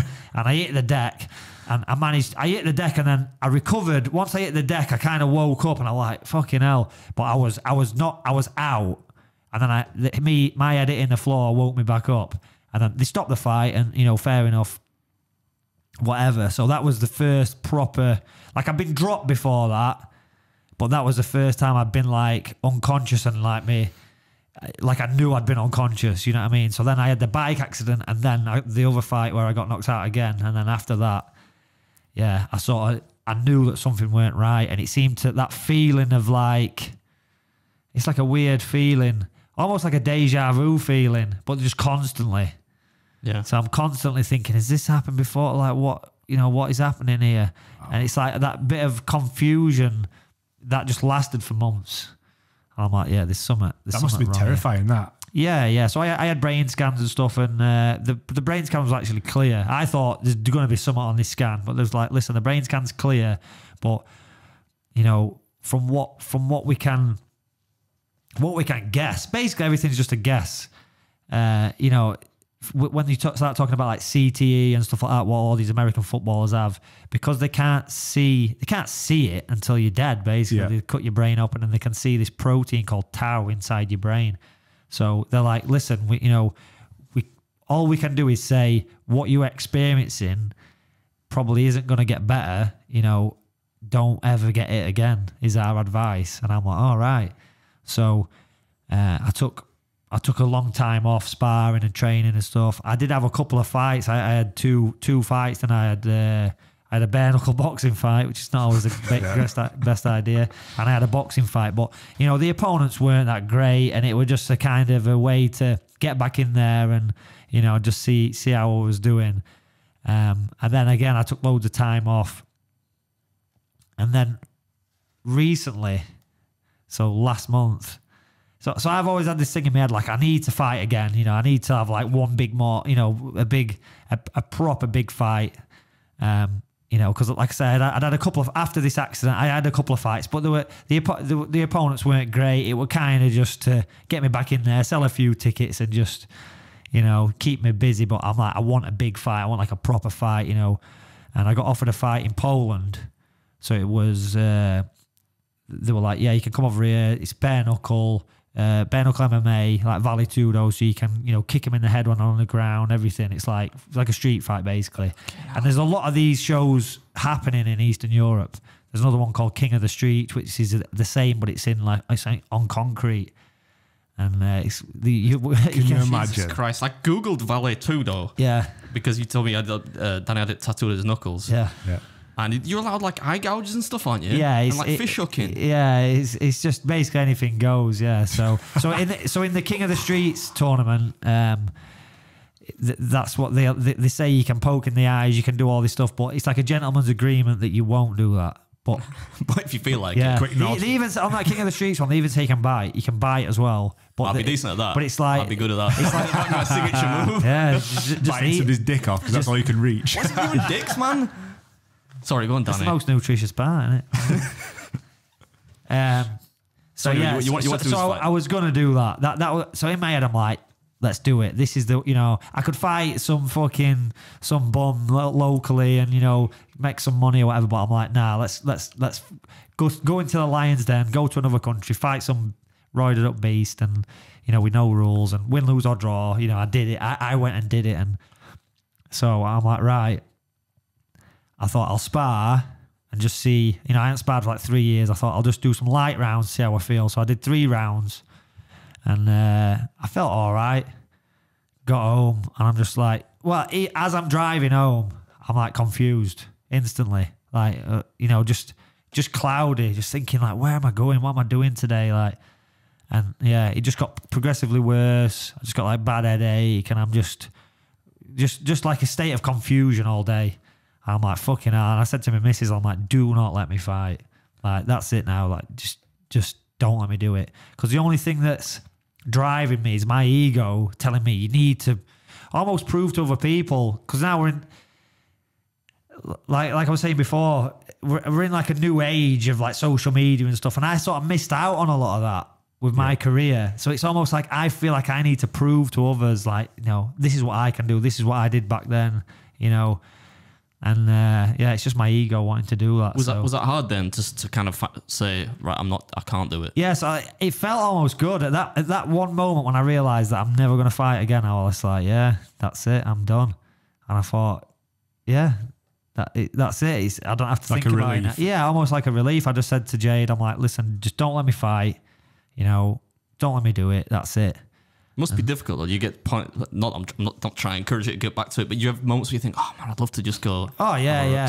Like at the weekend we had the show, everyone's fighting and stuff, and I'm watching it and I'm like, oh shit, like I could be doing this, but yeah, in the back of my mind, I just know that I've been there, I've done it, and you know, the people who were there and saw me and, you know, witnessed it at the time, they saw it, and that's it. I don't need to prove anything to anyone else now. Like, I know what I can and can't do. Yeah. And a lot of people get hung up over, like, when they lose fights, they want, I want to rematch him, and I see that a lot. And I've always sort of thought, like, everybody who I've lost to, like, I always know in my own mind if really I could beat him or not. You know, I'll fight someone. It's like Gunnar Nelson. I fought him, and then afterwards, like, oh, you know, what, you should have done this. Why didn't you do this? You could beat him if you did this. And in my head, I thought, nah, I can't. I don't think I can beat him. Like, I thought, as a realist, like, I don't think I'll be able to beat him. I think that his skill set. That's good, that, isn't it? Like, that's self-awareness there. I was going to say that's really uncommon, because like not that it's the same. I don't want to again make comparisons to competitive eating, but when I do contests, people be like, "Oh, you could beat Joey Chestnut." Oh, by the way, you won't know, but he's like the best competitive eater in the world, right? I know like where I'm happy with, you know, like in competing and stuff, because I know like I don't have the ability to be like I don't have what it takes to train all day. You know, all day, every day to be good at eating. I wouldn't do that if I was good at something that people respect, like MMA or boxing or whatever, you know. But I think that's quite rare. You don't often see people like that. No. Most people in any kind of sport or any kind of competitive endeavor think, oh, you know, I could do that. I could do that if I tried that, or you know, or they'll offer up excuses and whatnot. So to be self-aware like that's quite refreshing. Had you, when you were sort of getting into fighting, had you considered the injury part? Or even, sort of brain injury, because it's like it's only recently that people, you hear boxers back in the day getting punch drunk, and people don't even consider, it's like a phrase, oh, he's punch drunk, he's slurring his words, like they don't think what that actually means. They're just like, oh, he's punch drunk. Had you considered that coming up? I'd not, no. It's only now, and I do find myself like stuttering. I do stutter. Sometimes I stutter and I can't get like the words out, and I've never been like that. It's only in recent times that started happening. Yeah, so it definitely does. It's going to affect you. All I would say is if you're worried about anything like that, just don't ever fight, because that is what is going to happen eventually to all of us in the end. You know, if you fight for long enough, you get hit for long enough. Unfortunately, that's the game we're in. So I think we talked about that before, not in the same context, but a lot of sportsmen. Any kind of sport you do, there's a physical risk there. And sometimes it's like, in eating loads of food, like sure, that's like your insides are fucking. Do you have like medical checkups or anything like that? Yeah, no, I do. But like what I do now, like when it comes to like just filming videos where it's like me and Josh eating some pancakes, or I mean, you know, just doing some daft food challenge. We should do one together. I bet you can eat. But cheesecake, but that's not. But if you do contests, that is really, really dangerous. So not a lot of people don't know that. Right? That's why I'm like thinking about. It's not the same, but like I keep talking to you about getting back into contests. Yeah. But the shape you have to be in to eat that well is so hard to get to, and you have to put yourself through so much. I'm like, I don't want to do that. You know, people just see you and think, oh, this guy can eat a lot, but there is a lot of preparation, training. Because I mean, like you've said before about the chances of choking. Is obviously massive in what you do. Yeah. And people have choked and died on stage, those that have not trained. Like if me and Danny rocked up and were like, let's do this hot dog eating contest. Yeah, you're going to, we could get high chance was like choking. You were at Navy, so you'd be good at like swallowing hot dogs, wouldn't you? It's funny you should mention that, because the contest I want to go back and do is the World Sausage Eating Championship, which I think would be class. Is it in Germany by any chance? It's not. No, it's in America, which you could predictably assume. But yeah, no, to get, it's really tough for me, because I'm like, I love competing, you know, and in what I do, I did really well for an underdog. People thought wasn't going to do well to be ranked like 11th in the world, even if it's something daft like eating. Yeah. But I know how much effort it took to get to that level. So like, even though I said to you before, right? Like I think I've kind of done everything that I know I can't beat Joey Chestnut, and the fact that I beat Matt Stone in a contest was kind of like my ultimate scalp. So now I've done that. It's kind of killed the hunger a bit. But I'd love to get back into it. But it's that's dangerous. it. You've got to know. Like, it's like when I look at MMA now, all these young up and comers, the beasts, you know what I mean? And it's like, I can't compete on their level now because they're young, they're fit, they've got everything they need. You know, it's like, I can teach them what I learned in 10 years, in 1 year. So it's like, they've got all these advantages, and it's like, it's a new era almost. Yeah, that's it. Like, you are one of like the OGs of British MMA, aren't you? Like, you're one of the first people that brought it up. You know, you came up at the similar time as Dan Hardy, or like these household names that everyone knows. Yeah, it was just a little bit before me, but mad. And all the eating stuff is a big part of it, like cutting weight, and you know, that is a big danger in MMA. It's like the weight cutting and the extreme dieting and stuff like that. And I think most fighters, we've all got like eating disorders. I was actually going to make a channel years ago. I don't know if you know this. It popped up on my memories. So this will have been 10 years ago, and I was going to call it Dan versus Food. Yeah, man. I would have subscribed to that. Yeah, and the premise of it was, and I did one of them, right? So obviously a pro MMA fight is 3 5-minute rounds. So the premise of it is every week or every month, it was going to be 3 5-minute rounds. I could only drink water in the 1 minute rest, like a fight, and then it was in those 3 5-minute rounds, like, you know, pick something. I've got to eat as many as I can. So we did it in the gym. And Steele's idea. We actually did Reese's cups. So I loved Reese's cups at the time. So I got Reese's cups. So we got like 100 of them, and we started the clock. So it's 5 minutes. Eat as many as I can. No water during the 5 minutes. Minute water break, and then go again. So we did 3 5s. I think I did around 50, and it was tough. And I felt like fucking death after. But I did it, and then I just thought I don't really want to do this every month because welcome to my world. This guy twice a week. And then I thought it had put me off Reese's cups, but it didn't actually. The next day I went and ate some more. But yeah, it was. And then at the time as well, we was training. We was near Krispy Kreme in Bristol, so I had this other challenge. So we made Rico just eat 12. We sat at a table like, Rico, eat them 12 donuts. And he was just like, all right. And he just ate them all. And it was just like, right, how can we make this tougher? So we was going to do a thing where, I can't remember, we had a time limit. It never ended up happening, but this was going to be a video where we was going to run 1 mile. We're going to get dropped off a mile away from Krispy Kreme. So we're going to run 1 mile to Krispy Kreme, eat 12 donuts, and then run a mile back. We're going to call it the Sugar Rush Challenge. Now, you've put some thought into this. I'm going to hire you as a consultant. These are good ideas. Smart guy. That exists though in in America. They do the Krispy Kreme marathon, don't they? I think it's a half marathon. Your mate Adam Richmond did it, didn't he? Oh, did he? Is it, they get a donut every mile or something? Yeah. They might have used it. Now the format is probably because they realised that was really unsafe. Is you can do the donuts when you want. You have to do a dozen donuts, I think, but you have to complete a half marathon, and most people do the marathon, then eat the donuts at the end. Yeah. I bet that's hard. I don't know how I'd want to play it. I might have a couple in between, just as a bit of a... Nah, man, not when you're running. I couldn't do the running. I'll be all right with the eating, but I'll be done with the running. Yeah, so that we're like fighters, that's what we're like. You diet hard, you make weight, and then you just eat shit and enjoy yourself. You blow up in weight, and then you come back down hard again. And that's part of what makes kind of Paddy the Baddy's shtick so appealing, isn't it? As well, because he kind of fully embraces that. He gets fat as shit between fights, and then Ricky Hatton used to do it. Yeah, Ricky Hatton's the classic one, isn't he? Just blowing up, getting massive, and then cutting all the way back down.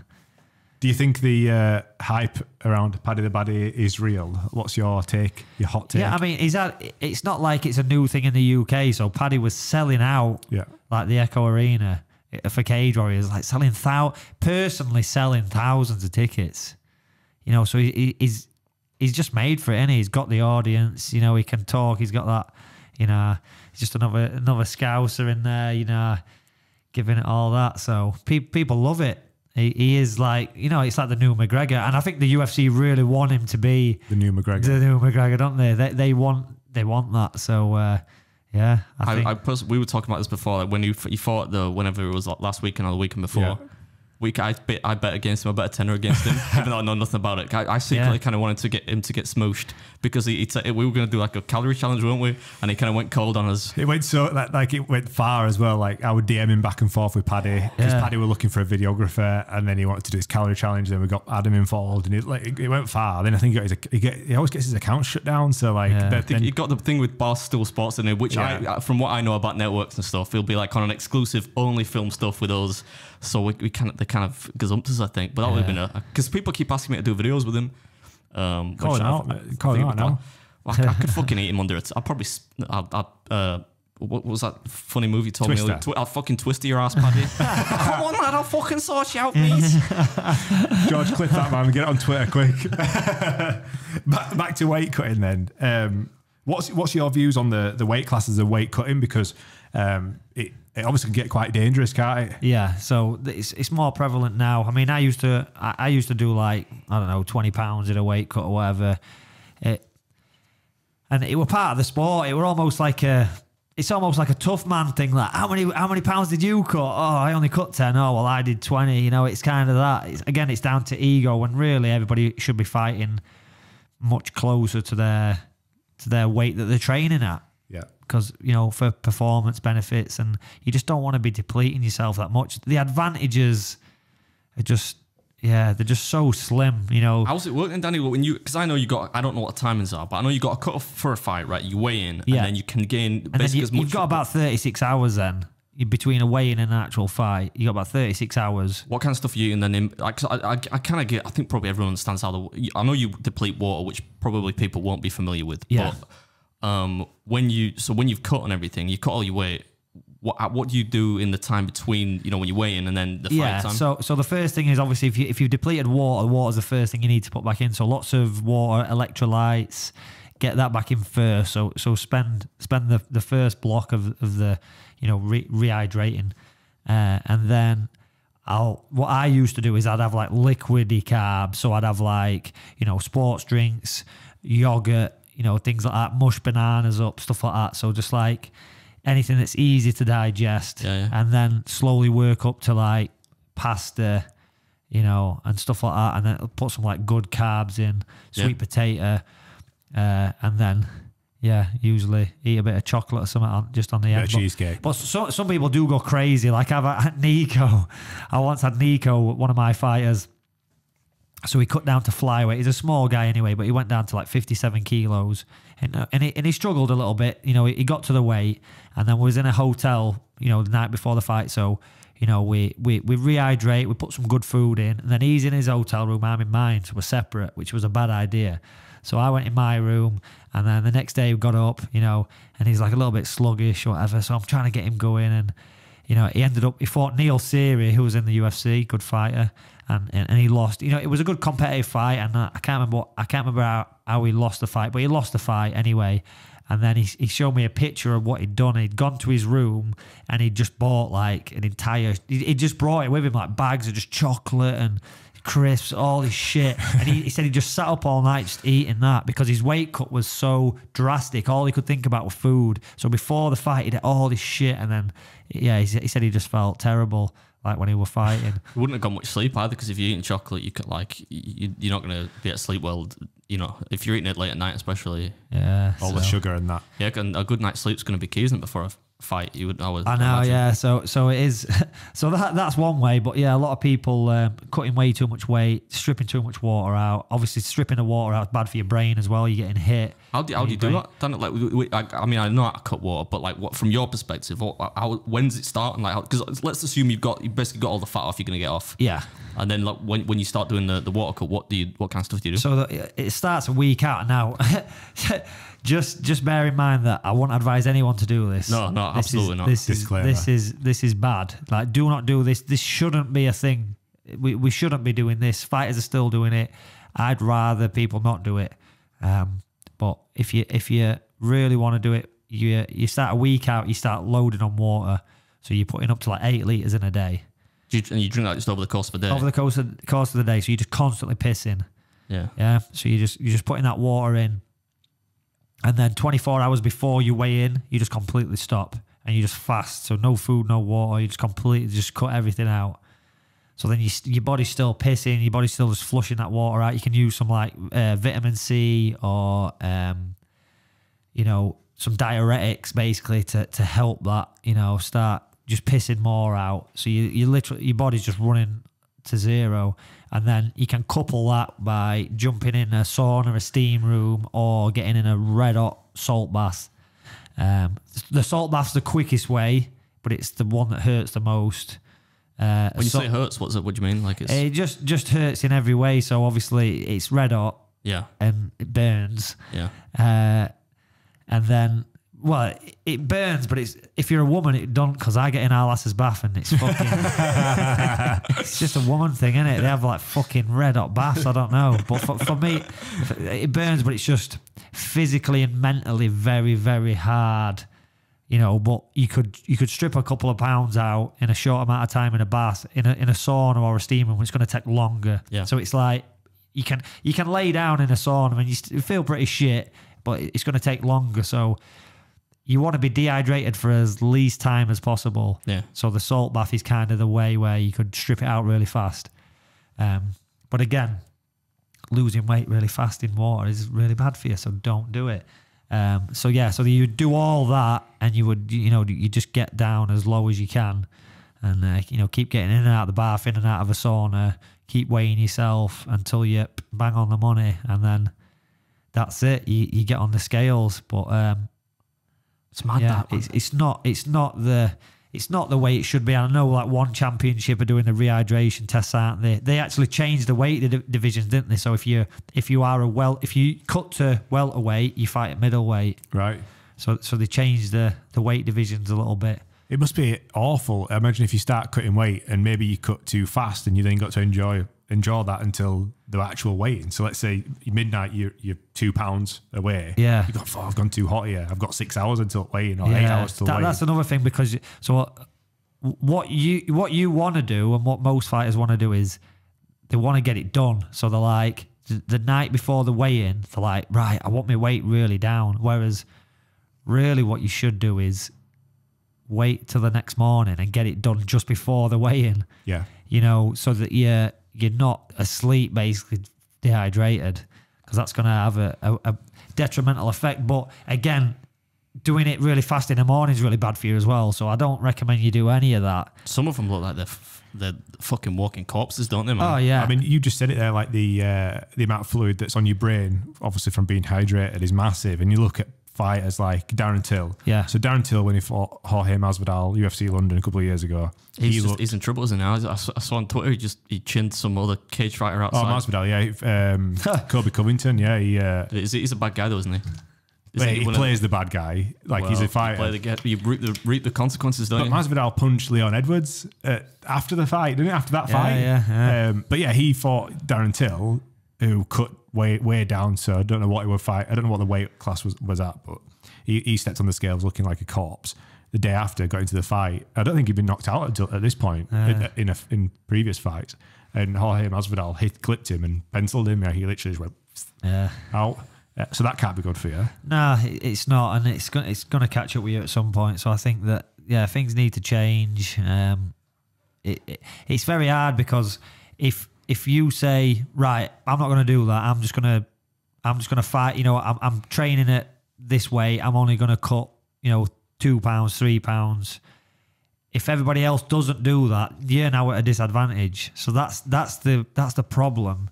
It has to be a level playing field, doesn't it? Either everybody has to do it, or it's going to cause problems. So, and it's very hard to police that. Even what they're doing in one championship, they're doing hydration tests, and they're doing all this. People will still be cutting weight. People will still be finding ways around it. There'll always be somebody looking for an advantage. I've heard of people taking the blood out and all sorts of fucking crazy shit. I can't believe it. I'm not even surprised by that. Yeah. I mean, like take a litre of blood out or whatever, That's a kilo, isn't it? Yeah. and then put it back in. It's super dangerous. It's not good. It's not good, especially when you're doing that. I mean, I know in pro boxing what they do is they do a lot of like check weights. So if you're training, they'll just randomly turn up and check your weight. So I think that could be a good way. So if you're training and they turn up and you're weight is too high for where they think you should be, they could cancel your fight. So I think that's a really good. I think that's some. They do it with USADA, don't they? The USADA turn up and drugs test you. So why not have USADA, but they weigh you? So they drug test you, and they're like, right, get on these scales. Right, you're above 10% of your fight weight. You're not fighting.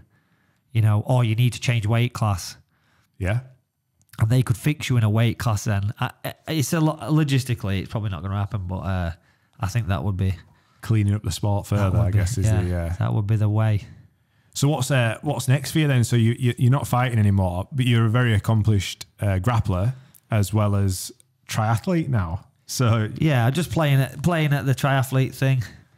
You know, you catch me doing one of those, man. Just Mrs. Beer said that to me the other day. She's like, "We should do a triathlon." I was like, "Are you fucking crazy, woman? What are you talking about?" I couldn't do that. You should do a food athlon. You should have like some kind of. Oh yeah, I could totally do that. Yeah, she's really good at swimming though. Yeah, she'd based me on swimming. You should take her up on that offer. There's some sprint triathlons. Man. There's some like entry level ones. Yeah, not a chance, man. Cardio ain't my thing, man.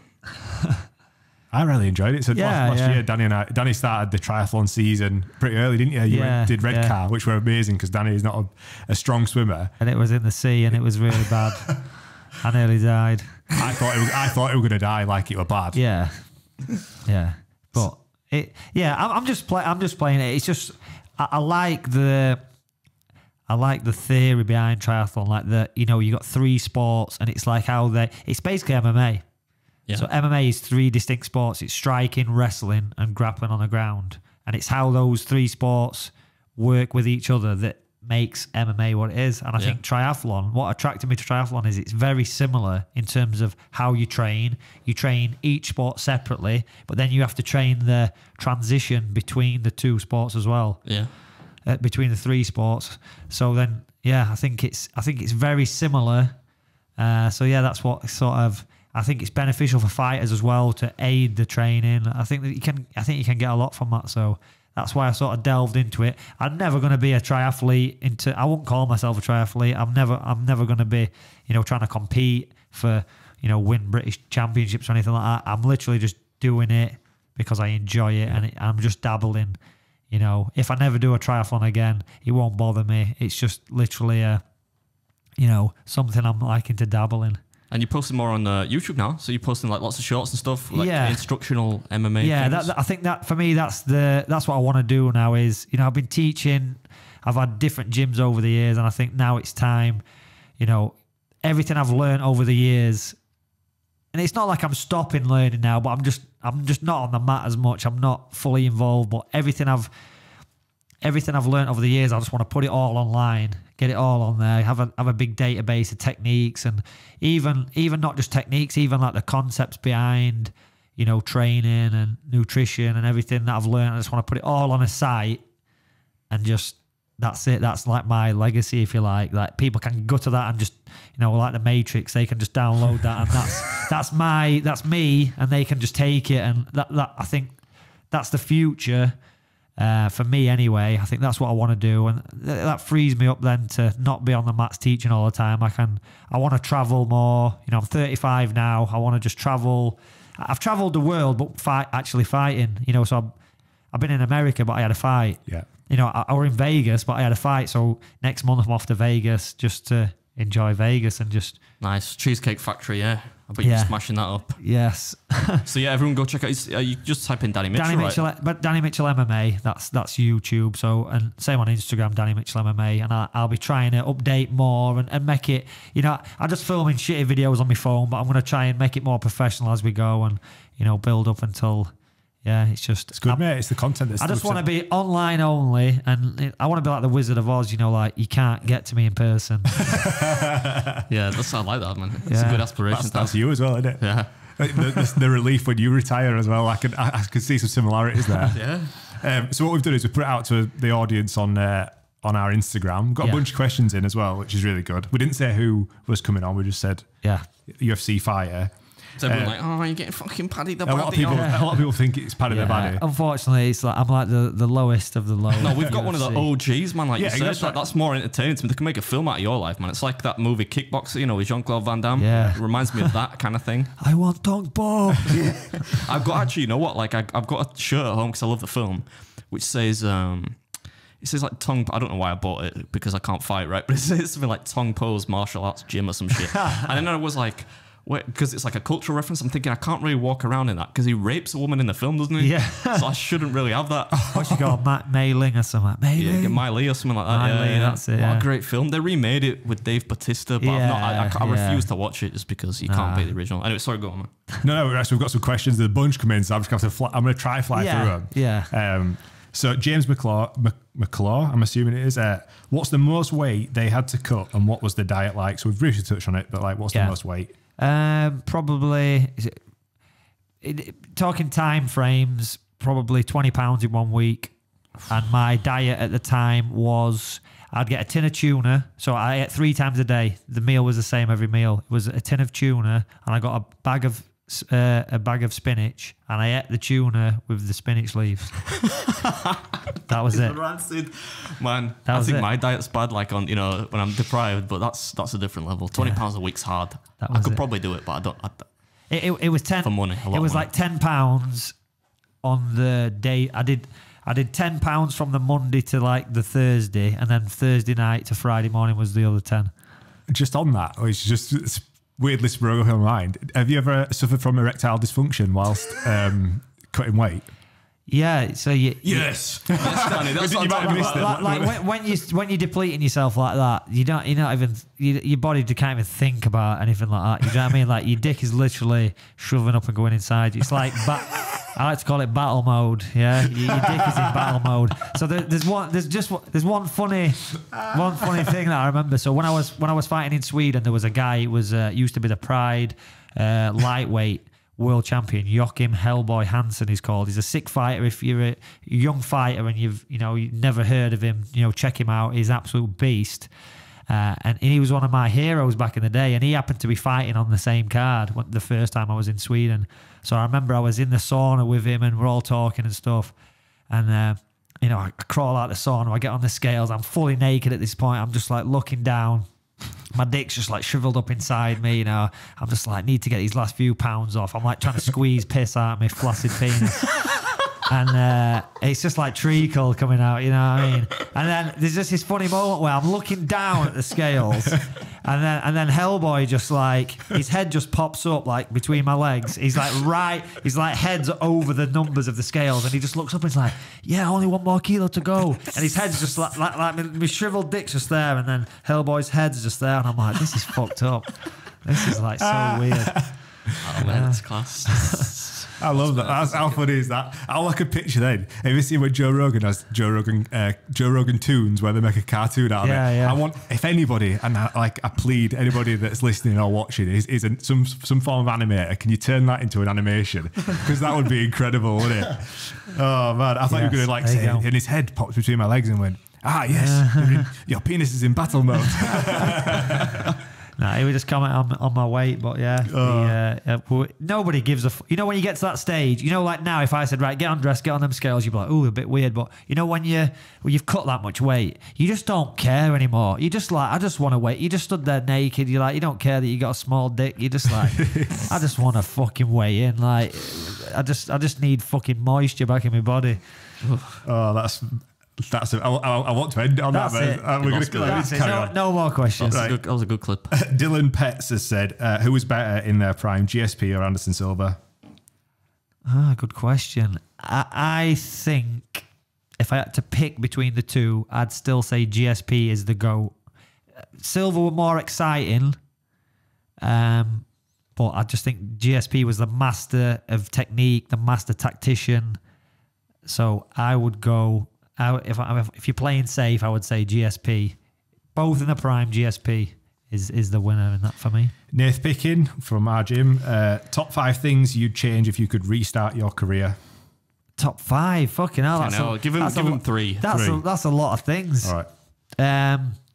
Restart my career is not coach. This is if I wanted to like really... It's not that I would want to do this, but if I wanted to be... even more successful, I wouldn't coach. I would probably move to America or Russia or somewhere where there's lots of wrestling. Maybe not Russia. If it were present day, maybe not. Yeah, this is back then. So yeah, I'd probably move away or move to Thailand, something like that. Yeah, they're pretty big things. Yeah, I don't know. That's it really. There's not much else I would change. They're like the main things. There's little things you could do. You know, training with certain people. You know, my diet and my strength and conditioning were always. I hated dieting and I hated lifting weights. So I'd probably change. I've got a question on that. Actually, if you allow me a question at the end, Yeah. No, I won't do it now. I'll wait until the end. No, get through those now. The audience is more important than me. Yeah, there's a bunch of them, so I've had to skip through a couple because we've already covered them. Yeah. This is important. Sam Downs, 18, has asked, who would win, Beard or Josh? Oh, right. There's only one way we can find out. Fight! All I'm saying is Harry Hill moment. All I'm saying is I've got more muscle mass. You have to concede that. You are a lot taller, you have more reach, and the key factor, you actually have some kind of fight experience. I once got into a fight on a golf course and dislocated my own shoulder temporarily by missing punching a guy. That's how bad I am, I think, at fighting. I wasn't the aggressor. I was trying to defend myself, but on a golf course of all places. Yeah, weird place to dislocate your shoulder. We'll talk about that full story at a different time. Anyway. But yeah, and he's like, with most people who have done any form of martial art, not any form of martial art. So say somebody's done 6 months for grappling. So Josh is you're a blue belt now. You've grappled on and off for quite a while, haven't you? Yeah, a couple of years now, yeah. So you would, if you're just a guy sat at home and you're thinking who would win that, I would put money on the person who's done grappling will win, just because I see it every day in the gym. I see people come in the gym, they've been in the gym, they've been lifting. This is the funniest thing people say to me. They're like, I've been training to start MMA, right? Or to start I've been training in the gym for 2 years or 1 year, whatever, so I could start grappling. And I'm like, well, that's a bit backwards, because you get better at grappling by actually doing grappling. Like, people think lifting weights and doing fitness is going to translate, like they can come in and be better. It's like, oh, I'm not going to train until I get fit. And it's like, no. You train and you get fit by doing the training, because you can't get fit at something without doing it. It's like swimming. You can't, you know, if you're not swimming, you can't get better at it by doing stuff outside of swimming. Swimming's like one of the ones. So there is crossover between other stuff, but swimming's one of the ones where you just can't physically do it, can you, outside the fucking pool? So in summary, Josh would win. You know what my tactic would be? To just try the Masvidal thing, you know, just run and fly in near you, like it's that Ben Askren guy. You don't let last guy jump that high. I'd jump up and kick you in the shin.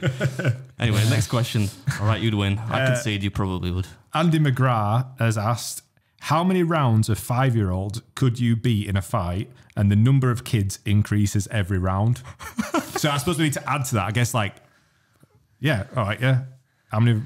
Yeah, fucking loads. Smash fuck out of them. Weird question. When's that guy said that? A bunch that we've already talked about, like cutting weight. Why do you fight a normal weight? Right. Starting 15 has asked, tickling as a tactic. Discuss. Yeah, weird one. This, we actually spoke about this this morning at the gym. So two guys were grappling this morning, and just joking. One of them, I went to tickle the other one. It was a bit weird, you know what I mean? But anyway, they were like, oh, can you do that in like a fight or whatever? And I'm like, well, yeah, but there's nothing against it, but it just don't work. Yeah, in that kind of, I'm not ticklish. Yeah, in that environment, if someone starts tickling you, it don't really work. Tickling's like, I don't know. It was when you've been smashed in the fucking head. Like, that's it. When you're in fight mode, you know, your dick's in battle mode, and you fucking boom. It just doesn't work. Just like tickling. It's like this bullshit fucking like pressure point shit. People are like, oh no, this guy's showing me this pressure point, and if you grab me here and I press this, and it's like, yeah, if somebody just grabs you and you stick your fingers in the neck, they'll probably let go. But if we're in a fight and I'm going fucking batshit crazy, punching your head in, you stick your fingers in my fucking eye or whatever, I'm just gonna go even more mental on you. Yeah. So yeah, same for like tickling and weird stuff like that. Yeah, it's. Do you know what? Oh man, I shouldn't say this, but we were watching when we were watching the Paddy, whatever card he was on.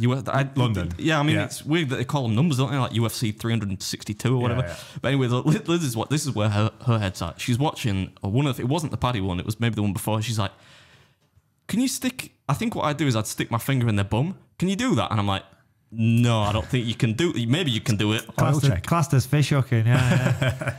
I just thought, why would you stick your finger in the I mean, I wouldn't like it, but if you're grappling and somebody fingered my bum, I'd just be thinking that's kind of gross, but I'm gonna hang on anyway. Because if I let go, then I'm gonna lose anyway. Yeah. So that's illegal, is it? Maybe that's the tactic when you two fight. You know. She would definitely use it as she does weird stuff like that. Yeah, we won't get into that though. Yeah, that's for another day.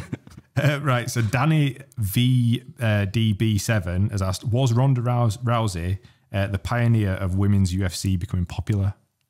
Yeah, 100%. I think so. Yeah. She's the only person that she was in like Expendables, wasn't she? That's how Yeah. She smashed it now. She's getting paid loads more in the WWE than she ever did from the UFC. Yeah, she was a pioneer. People loved her. I think it brought a lot of women into the sport. So we've got a couple of questions from R. Jansen and someone else just asking about the current situation with Jorge Masvidal and Colby Covington. So fighting outside of the ring. What's your hot take on that? I don't really have a take on it. It's just sometimes it does overspill. You know, fights do overspill into the public arena. I mean, as long as the problem with like fighting on the street and fighting outside of that is when other people get hurt and stuff. I have no problem with two people. You know, if you two have got genuine beef and you want to fight each other, then you know, get in there and fight, and that's it. So. Yeah, I think the bad thing about it is just when other people are getting like drawn into it and stuff like that. So if two people want to fight, whether it's in the street or no wherever, protection either, right? If he's just cold cock some poor, even if he's a UFC fighter, just run. I don't see any footage of it. What if he runs up behind him, knocks him out? I think no paramedics there. Yeah. People are saying that.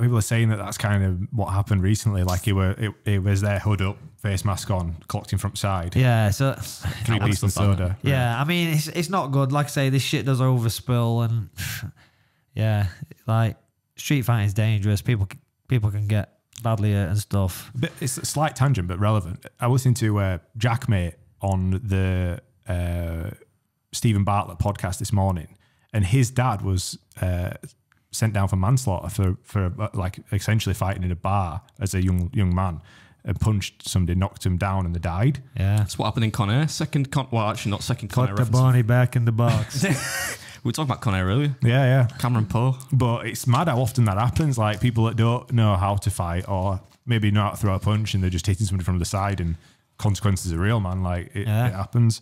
Don't fight, kids. I'm a pacifist. I didn't want to do this podcast. Don't fight, yeah. IBD Liam has asked, Darren Till going to take over again, with his smash brother, Hamzat Chimaev. Yeah, he's doing the right thing, isn't he? He's gone and trained with him. He's working on his weaknesses. So, you know, I don't see why not. He's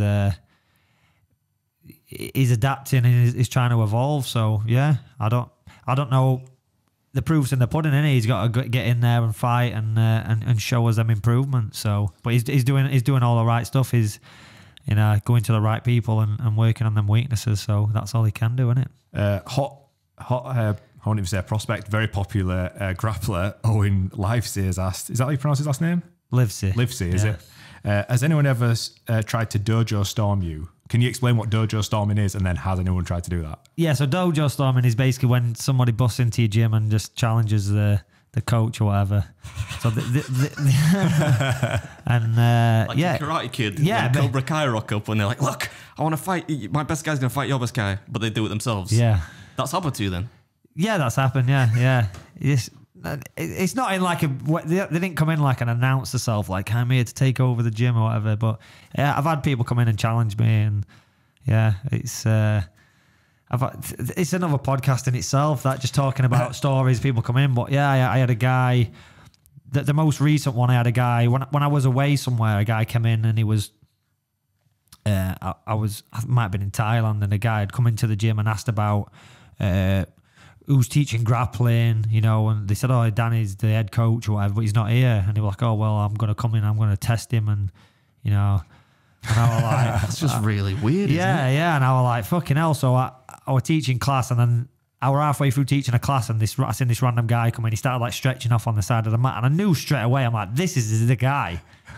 This is the guy, and I just told everyone, I said, grab a partner, start grappling, everyone started grappling, and the guy didn't want to fight me, he just wanted to grapple. So I think what he thought in his head is that he could come grapple me, maybe beat me, and then he'd be able to like take the class. He'd be able to say I'm the coach or something. That's sort of what I got from there weren't many words exchanged, and then I just jumped on his back and just strangled him. And did he tap or did you fully like choke him? He tapped, but I put him to sleep because I thought you're a fucking twat. You know what I mean? You coming in here and so he tapped and he went out, and then I let him wake back up, and I said, do you want to go again? And he said, yeah. So I just did it again. I did exactly the same thing again. I took his back, but instead of sinking it under his neck and actually choking him clean, I just put it across his face, and I just tried to snap his neck, and there were a few pops. He tapped, quite a lot on the mat, and then I let it go, and then he left, and that was it, really. So, but you see that all, like these YouTube bullied like clips and stuff. You see that all the time. So I can't. He probably won't do it again. Yeah, or maybe he will. I don't know. There's been a few over the years. I've had people come in and just like, I was going to say that. We're probably going to have to do a part 2 with Daddy because he's got so many stories that are like so amazing. But I'm going to say pre-COVID, so a couple of years ago, we were in the gym. I can't remember what happened, but do you remember there was a guy that called you out and you said like publicly, like, and you've got a big following across Facebook and across Instagram. You were like, I'll pay you 500 for the winner. No, I remember because this came up on my memories recently. So it was 10 grand. Yeah. So this basically I'd booked this guy to fight. Yeah. This guy was fighting amateur rules, right? And he was getting paid, which doesn't happen, yeah? So he's there. He's like a journeyman. He's there just to basically make the numbers up. I was missing a fight. He was going to turn up. I was going to pay him. He was going to jump in with someone who's, more experienced than him, but, he's going to get stuck in and get 100 quid out of it or whatever. So he's turned up. He's way heavier than the other guy. He's seen the other guy and thought, I don't fancy this. So he's like, oh, we're not the same weight, so... And he's bailed, and I'm like, "Yeah, you're not the same weight. You're heavier than the guy. That's your advantage. You've got the advantage of weight. He's better than you. He's probably going to win. That's why I'm paying you to be here. You roll." Anyway, he kicked off, and he said he was going to report me to this MMA association, which doesn't exist. So I'm like, and so there's this back and I was just taking the piss. I'm like, "Yeah, you report me to that association, mate. Yeah, well done." And it got to the stage where he actually. And I'm screenshotting this and just putting it on Facebook. Everyone's laughing. And then it got to the stage where he started commenting on it. And he's like, you're a fucking dick. I'm going to fight you. And I'm like, hold on a minute, right? So you've turned up to my gym. I've got you a fight with this amateur who's had a couple of fights who, you've decided you don't want to fight him, so you're going to bail. Now you think you're going to fight me. Do you know what I mean? I've had all these fights. So you don't want to fight this other guy for whatever reason because you think he's going to beat you. And now you want to fight me. I'm like... And he's like, yeah, I'll knock you down a few pegs or whatever. And I'm like, that's fine. Come to the gym on Friday and we'll fight. And he's like, oh, no, what we'll do is we'll do it on like a show or something. And I'm like, nah, you don't get to prepare. I'm like, if you want to fight, you come down on Friday and at 7 o'clock and we'll fight.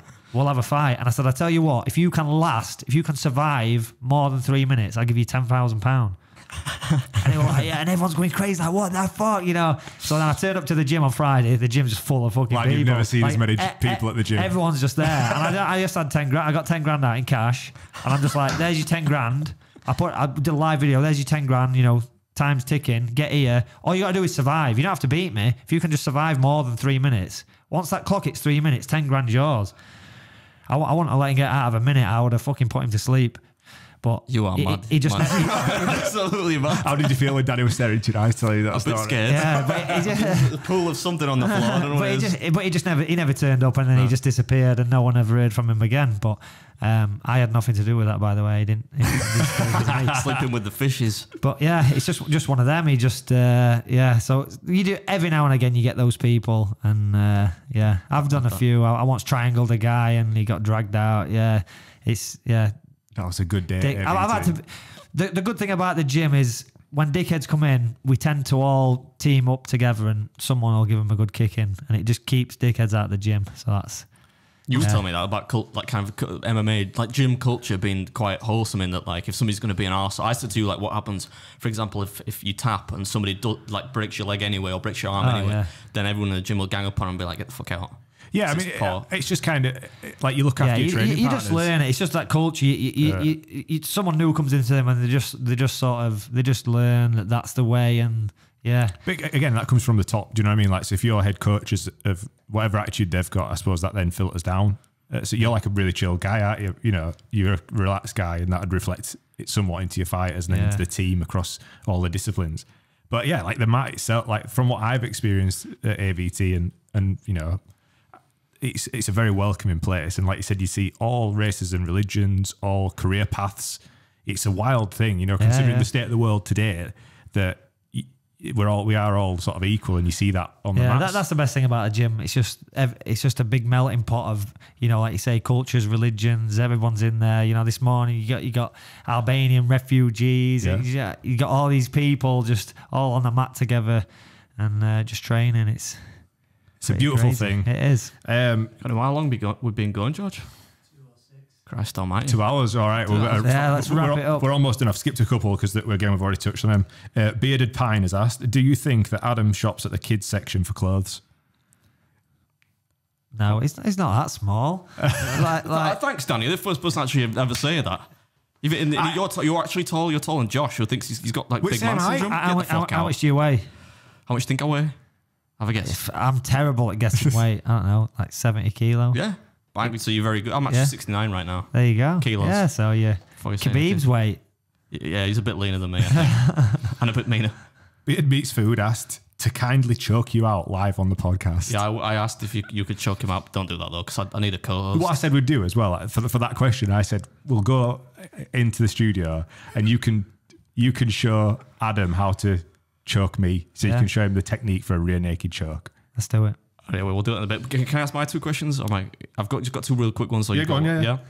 So I've asked a few so far, but a couple have popped into my head. So Danny, you mentioned that you didn't really like the whole strength conditioning part. Yeah. How much time do most MMA fighters dedicate to actually lifting weights? Is it, and what kind of weights did you So it's lifting? different for everyone. What I think people should do is they should do 2 sessions a week, and it should be like a full body, like you do a bit of everything. Because the problem with lifting weights for MMA is if you go like the sort of bodybuilding style where you know just doing chest or whatever, you get super sore, and then it's very hard to train again. So doing MMA, you know, you're doing boxing, kickboxing, wrestling, you've got all these things, you're sparring, you've got so many sessions. So doing weights on top of it, weights have just never interested me, but now it sort of does. Now I've learned how to train properly and stuff, and I wish I knew that back then. I would have trained a lot better. But yeah, I think the problem we've got now is strength and conditioning coaches, they'll get a fighter and they try and smash him. It's like that becomes then the main thing. So a lot of fighters might be doing 4 sessions a week, strength and conditioning, when there's really, they should be doing a lot less, concentrating on other areas of the game, because it's supposed to help you know, your overall game. Whereas I get fighters turning up for sparring and they're fucked because they've been deadlifting. Yeah. And it's sort of fried the nervous system, whereas really they should be, you know, for me, and everyone's got different ideas on it. For me, fighters should be doing, you know, you can do your big compound lifts like benching, deadlifting, squatting, but don't go super heavy. Don't be going for like 1 rep maxes and stuff, because it's just going to fry your fucking nervous system, and that's what you need when you're sparring. That's really important. I would have thought it'd been the other way around. So like I would have assumed most of the guys would be doing 1 RMs, you know, like 1 rep max, rather than doing like, because you shouldn't get soft. Like maybe a deadlift, like you say, your nervous system will be affected. But I would have, the top guys, I very rarely see them talking about actually lifting weights. Yeah, and when you see them doing curls, and I'm like, what's the fucking point of doing curls? Yeah, I think that's just a video. I think it's just you S&C coaches. There's a lot of good coaches out there now. So yeah. The guy who I'm really interested in, who is called Phil Daru, he's the coach, strength and conditioning coach at American Top Team, and I'm actually following his program now. That's what I'm doing, and it's like, so 1 session you do like a lower body movement, so you do like a deadlift or a squat, 1 variation of them anyway, and then you would do a upper body, you push and a pull movement, and then you would just couple that with some like prehab exercises, you know, to stay on top of your injuries. I think that's a really good method, and you're doing sort of like between sort of 5 and 10 reps, somewhere in that middle range there, and you're not going like super heavy where you know, I think for MMA you need to leave some in the tank. Yeah. You know, leave a few reps in the tank so you can actually train later. Whereas if you're just going if you're training like a bodybuilder or you train like a strength, you're not a strength athlete. So if you train like a strength athlete, you're going to be like a strength athlete can give everything in that one session because that is the goal. Yeah, but for MMA, that's not the goal. The goal is to get better at sparring. So if you're fucked in sparring because you've been doing loads of curls, yeah, for sure, it's detrimental. So yeah, but again, that's another whole podcast right there. I'd like so much like the big dudes, like you know, like the big names would actually lift, like if they could. Yeah, it'd be quite interesting for me to know. Like everybody's different. I think a lot of people gravitate towards that. I bet a lot of the grapples and stuff, but the deadlifts are pretty good. You know, like for example. But anyway, that's definitely it does translate. The other question I had was if you could, I don't know if this is really something you could answer. It's more something you could demonstrate. But like if you were, so you're totally, you're not, you know, I showed you that video right not long ago. That guy in the subway. Yeah, you might have seen it on Twitter. A guy in Subway in America. Yeah, it was like, as in not the subway, as in like the subway like sandwich. Ah, right, yeah. And a guy, it must have been like a Deliveroo driver. I don't think it is in America. I think it's England. Oh, was that? All right, well, let's say it's a Deliveroo driver. We're like getting in this dude's face, and did he go for a double? I don't think he was a Deliveroo driver. No? I think he was he was pissed. He was a drunk guy, and they wouldn't give him the food for whatever reason. You didn't see why. Yeah. And then he goes for this. He's mad, obviously, because he's pissed. Right? So he goes for this employee at Subway. He was quite a tall bloke, but he looks pretty unassuming. He's got his COVID mask on, and which is what normally happens in fights, right? Somebody tries to sling a haymaker because they're drunk, and the guy sees it coming. He ducks down, picks him up, and fucking spears the dude straight into the ground, knocks him clean out, and then just kind of adjusts his face mask. So I'm thinking he's had some training. But if you were to, apart from running away, the question is, if you were to get into like a fight, somebody that haymaker's coming, right? Somebody's mad at you. What's the best way, do you think, is there a move or some kind of technique to avoid that, or to then get him on the floor and kind of... again, you're going down to that self-defense rabbit hole because there's so many variables. If someone's throwing a punch at you, like, has he got his mates with him? You know, you need to like... Just look out for that punch and then run away. Yeah, I think... That's probably good advice. Most people who are fighting who are pissed, it's very easy to see what they're going to do. You can read what they're going to do. So, yeah, just fucking put your hands up and, or just... punch them faster than they punch you. But yeah, when you go into this self-defense rabbit hole, that's what people want. Your average person wants to know a technique. Like, show me what you would do if so-and-so did this. But there's so many variables to that. Like, what is the angle of his punch? You know what I mean? There's so many... Consummate professional there. Yeah, no, that's good. I didn't expect there was going to be like, oh yeah, do this, but I thought it'd be interesting. Yeah, there's so many... Like, street fighting's chaos. Yeah. It's just chaos. So it's just a case of like, if someone's throwing punches at you, put your hands up, cover your head, and don't get hit in the face. I'd try and pull out the checkbook. I'd be like, I can write all sorts of numbers on this check. Just leave me alone. That video, I will show it to you afterwards. But the reason that video is funny because he said it to me saying like, this is amazing, and he double legged this guy, but obviously throws this big like overhand right, just a drunken haymaker. Yeah, and I'm assuming that dude had never trained before because the only reason he got speared is because his own weight was then against him. He literally just got picked up and his legs, the weight of his legs just turned him upside down. He smashed his face off the floor and he was like literally in a pool of blood on the floor. He's missing a few teeth. Completely out of it. And it was because he didn't know how to move his weight. He just literally just got, you know. So grappling is one of the best things for self-defense, but it's also one of the worst. So again, it's all down to situation. So you're on about Jeff Thompson and about boxing. Yeah. That's a really good thing. You know, just have basic boxing will go a long way in a street fight. But the thing about grappling is grappling's good because you can end a street fight without really hitting anybody and hurting them. But it's not good if there's more than one person. So if it's one-on-one, I would say grapple all day. Grapple, hold them down, restrain them, they calm down, police come or whatever. You know, grappling's good for that kind of situation. But if there's you and all your mates behind you, if I take you to the floor, I'm getting all them kicking me in the head. Then it's not good. Nah, they'd have gone a long time ago, you know. They just left me to it. So yeah, again, it's one of them. It's like that unknown situation. You don't know what's going on. I've had people chase me with, well, you know the stories I've told you before. The girl with the glass, you know, there's been all kinds of mad things. I've had people, someone tried to hit me with a pickaxe. I've had people pull knives. Where did they get a fucking pickaxe from? It's not like a readily available weapon. They were like they raided a farm. They were mad. Well, that's, again... We'll save that for part 2, yeah. We definitely do. Let us know in the... I'm not signing out early or anything, but let us know in the... If you're watching, and there are comments, let us know in the comments if you want to see Danny back on again, because it'd be a pleasure. Yeah, this has been a really exciting one. So much more to go into. But. Like Danny Mitchell is like one of the most fascinating people that I've ever come across in my life. You're a personality for YouTube. I can tell you that right now. You'd love it. Even I was just thinking it was the cogs were turning. I thought, like, if I was Mr. Beast, you were talking about giving that guy 10 grand to come in and fight you. Yeah. That would have been a 20 million view video on YouTube. If you got MMA fighter offers £10,000 to a guy to come. If you'd filmed that all like on a Switch camera. You've still got that footage probably. I bet it's still on Facebook. Like we can replicate that. We can make that video. If the guy didn't turn up, there was no payoff. Is it? True, But you get people. You would not. I'm saying you should set this up and start knocking people out. I'll turn up one. Danny needs like I'm with you though. Like you are a personality for YouTube. Like the stuff that my life's better for knowing you, and more people need to know you. Yeah. Honestly, like, what I want to do is get 1 million subscribers on YouTube, and then I'm just going to delete it and delete all my social media and just never be seen again. I can feel it. It's not why you might do that. Yeah, get yourself one of those things on the wall over there. That's it. That's what we want. Yeah. Any final comments, mate? No, just thanks, Danny, for coming on. It's been my favourite episode yet. Yeah, by a mile. It's been really entertaining because it's really interesting. It's an area that I'm interested in. You had some cool stories.